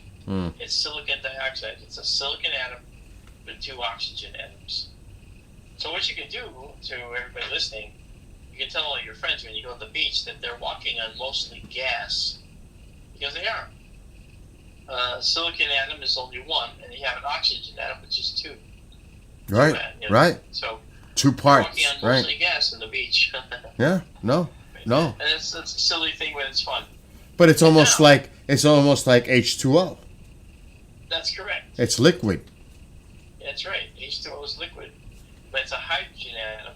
Right. And it's 2 oxygen atoms. Exactly. I'm sorry, two hydrogen atoms. 2 hydrogen, yeah, H2O, yeah. And an oxygen atom, and that makes water. That's it. So. Oh my gosh. It's incongruous that 2 gas atoms can make a solid. Yeah. Okay. So many people don't think about that. Yeah. But that is one of the many secrets the universe shows us. That's cool. Now, also keep in mind that when we talk about oxygen and hydrogen and carbon being so easily bondable means that we have lots of other life forms on our planet that are made of carbon that are also showing easy bonds being made and broken. And every life form on our planet has thus become a carbon-based being over, when life developed. Mm-hmm. Silicon is not conducive to life in a habitable zone of a star like our sun. And it's probably not conducive to life anywhere else in the same way that carbon. That's why I think it's vital, and I hope it happens in my lifetime, which I don't know, that we can get underneath that ice sheet, whether it's Enceladus or Europa, and see what type of organisms or life forms exist, especially near the thermal vents. I hope I live to see when that happens. But Mark, how difficult? And I'll ask you this last question because it's almost 1 a.m. How difficult do you think it's going to be to penetrate that ice? That's a good question. There's some ideas about how to do it. There are some really interesting theories about what we can do. We can make a drill that could thermally penetrate the ice and deliver a small submarine. What about maybe some type of a satellite? I may be going science fiction here, but that can focus like some type of pinpointed heat point, like a laser almost. Sure. No, I got you. Well, you say it's science fiction. Well, is it? That's what I'm saying. Is it? It may not be science fiction. Because don't forget, landing on the moon was once science fiction. Right. Exactly. I'm trying to fix the frame. Chesley Bonestell actually made some beautiful paintings of the moon long before he went to the moon. It was science fiction to see Chesley Bonestell make a rocket sitting on the surface of the moon. How deep you think? How deep? How many miles? I mean, how deep you think that is, that ice sheet? Oh, ice sheets, gosh, it's probably anywhere from 30 to 80 miles thick. Oh my gosh. Yeah, it's a huge idea to get through. But keep in mind that we're seeing geysers coming out. Aren't That's right. Maybe we can take it. It's been done for us, Maybe we can take advantage of one of those openings in the geysers. and that's the idea. We're gonna actually get a little craft in there that can go through the fissures, and it's going to be able to deliver a small submarine beneath the ice sheet. Oh my And we have to gosh. get into one of those fissures first. That's what I'm saying. Yes. Yeah. That would be the smartest thing. It would save so much time and effort to just. Sure, absolutely would. Oh my gosh. All right, so what I'm going to do now is I'm done for tonight with this. So what I'll Yes. do is I'm now going to park the telescope, and by parking it, I'm going to be bringing it down to a position. You can see it now right here. It's coming down to a Yep. position Yep. where we can park it, And then close the roof. and then we're going to close the roof. That's right. Okay, so there it is. The telescope is now in its parked location. All right, and what we can do at this point is turn off power.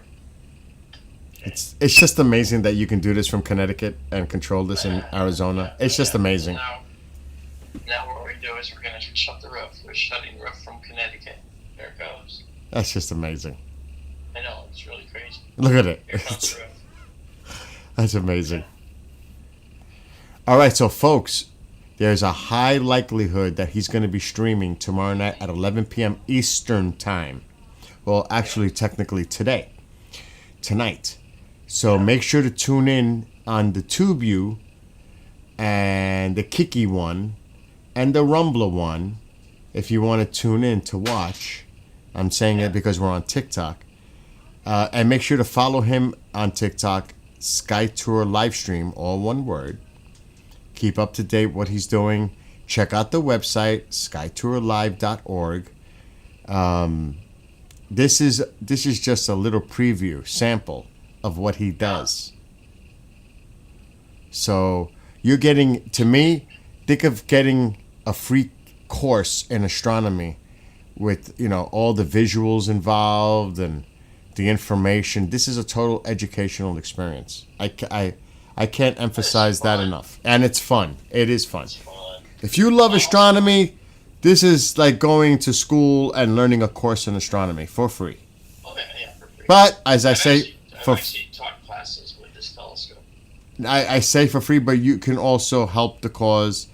Go to the website if you'd like to contribute. Yeah. All 100% of it goes right back into what he does for equipment, Yeah, and we don't upgrade, satellite, because he has to pay for Starlink. That doesn't come yeah, free. Well, we have Starlink at 2 observatories Exactly. at $120 each observatory. And soon maybe a third site.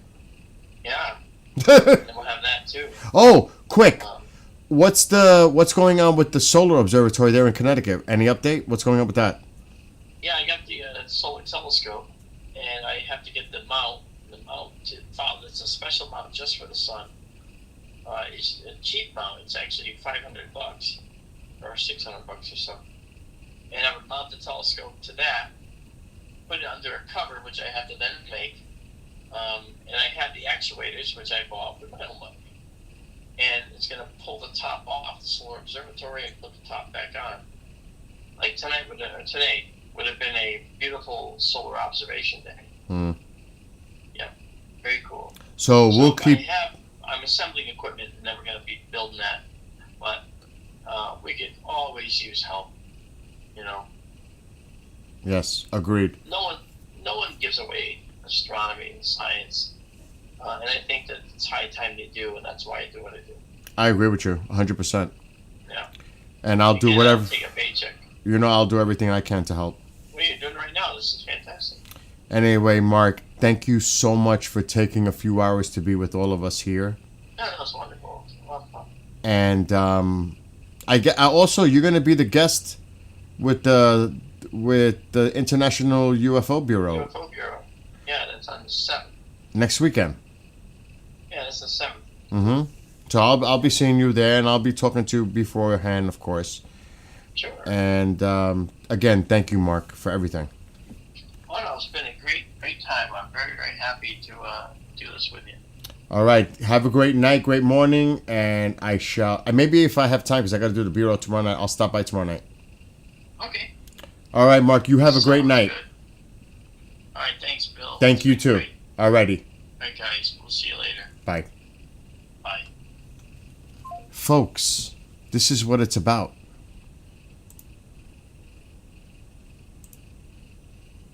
I mean, you got an example. If you love astronomy, that's why I wanted to do this, to show you. And it's real. It's in real time.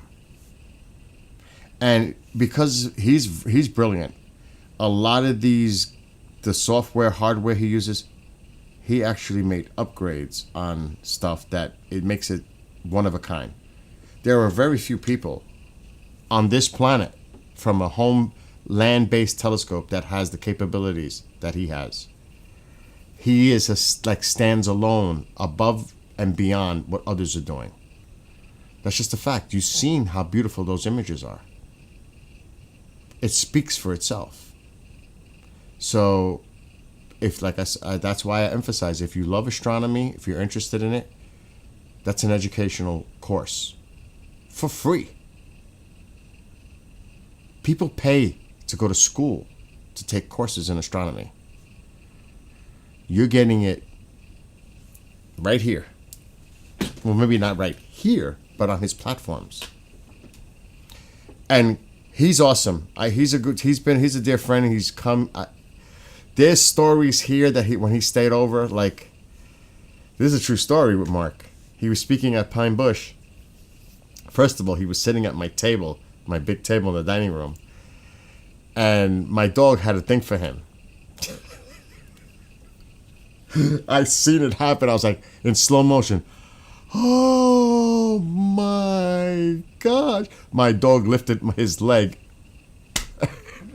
And then Mark had a tie that he was going to wear during a presentation on the doorknob in the bedroom that he was staying in. And he's right here now. It's almost like meant to be. Oh, now he's coming up. He wants to go outside. And he did a number on his tie. So we're all in Pine Bush, and Mark goes, what's that smell? He got it. This one got it.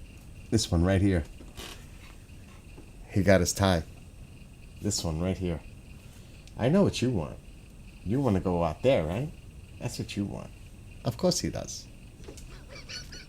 But he got his tie. True story. I'm gonna. Before we go to sleep, I'm taking you outside. I'm going to do it. And he looks at me like, seriously? Yes.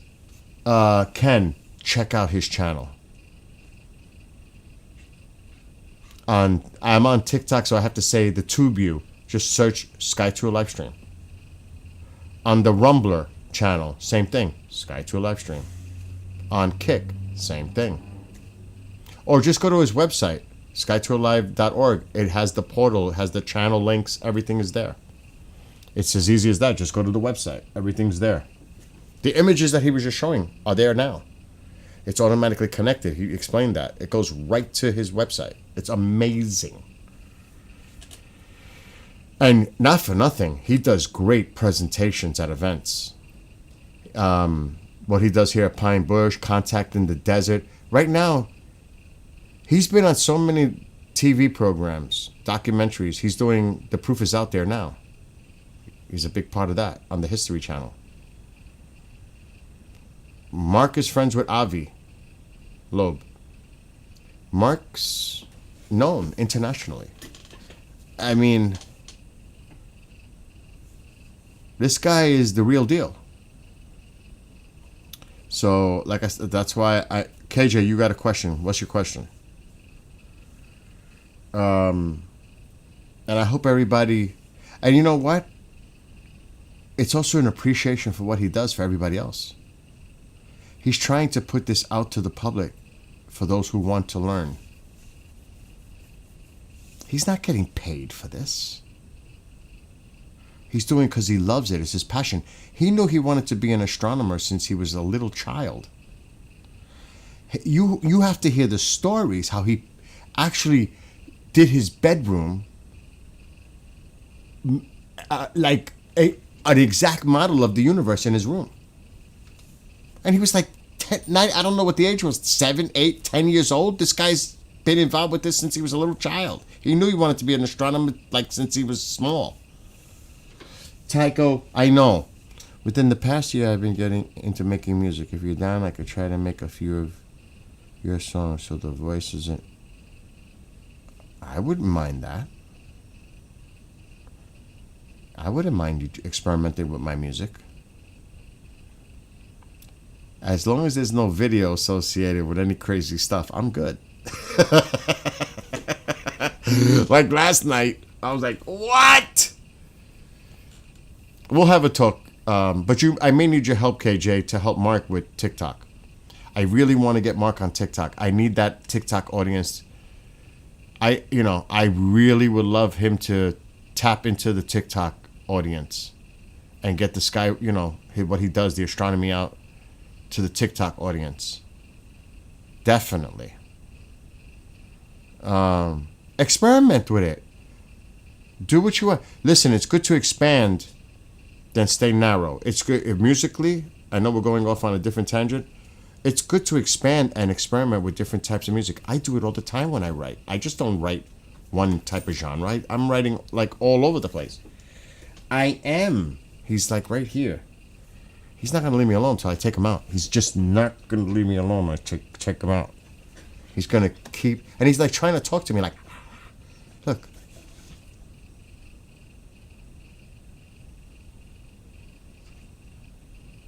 And if I look away from him, then he wants attention. You notice? He gets like aggressive. Right? Because you're the baby. You are the baby. See, he doesn't want me to pet him. He doesn't want this. He gets mad. He wants me to take him outside. He's like, I don't want to be petted. I want to go outside. The heck with that.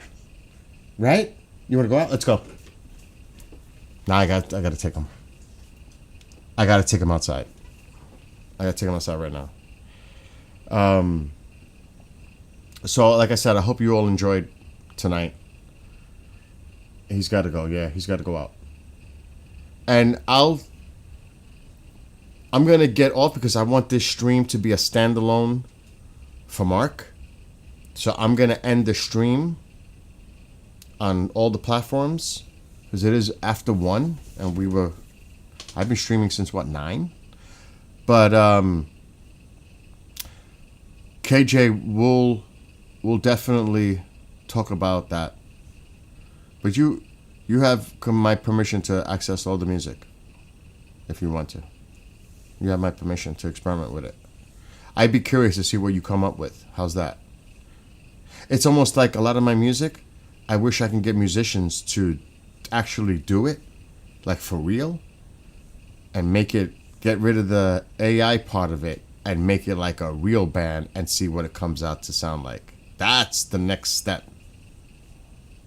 For real.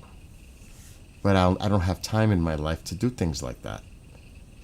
Anyway, I am going to take him outside. Are you kidding me? I can't do that to him. He's got to go out now. I mean, I'm tired. I piled wood today. That was early. It feels like that was yesterday, which it was.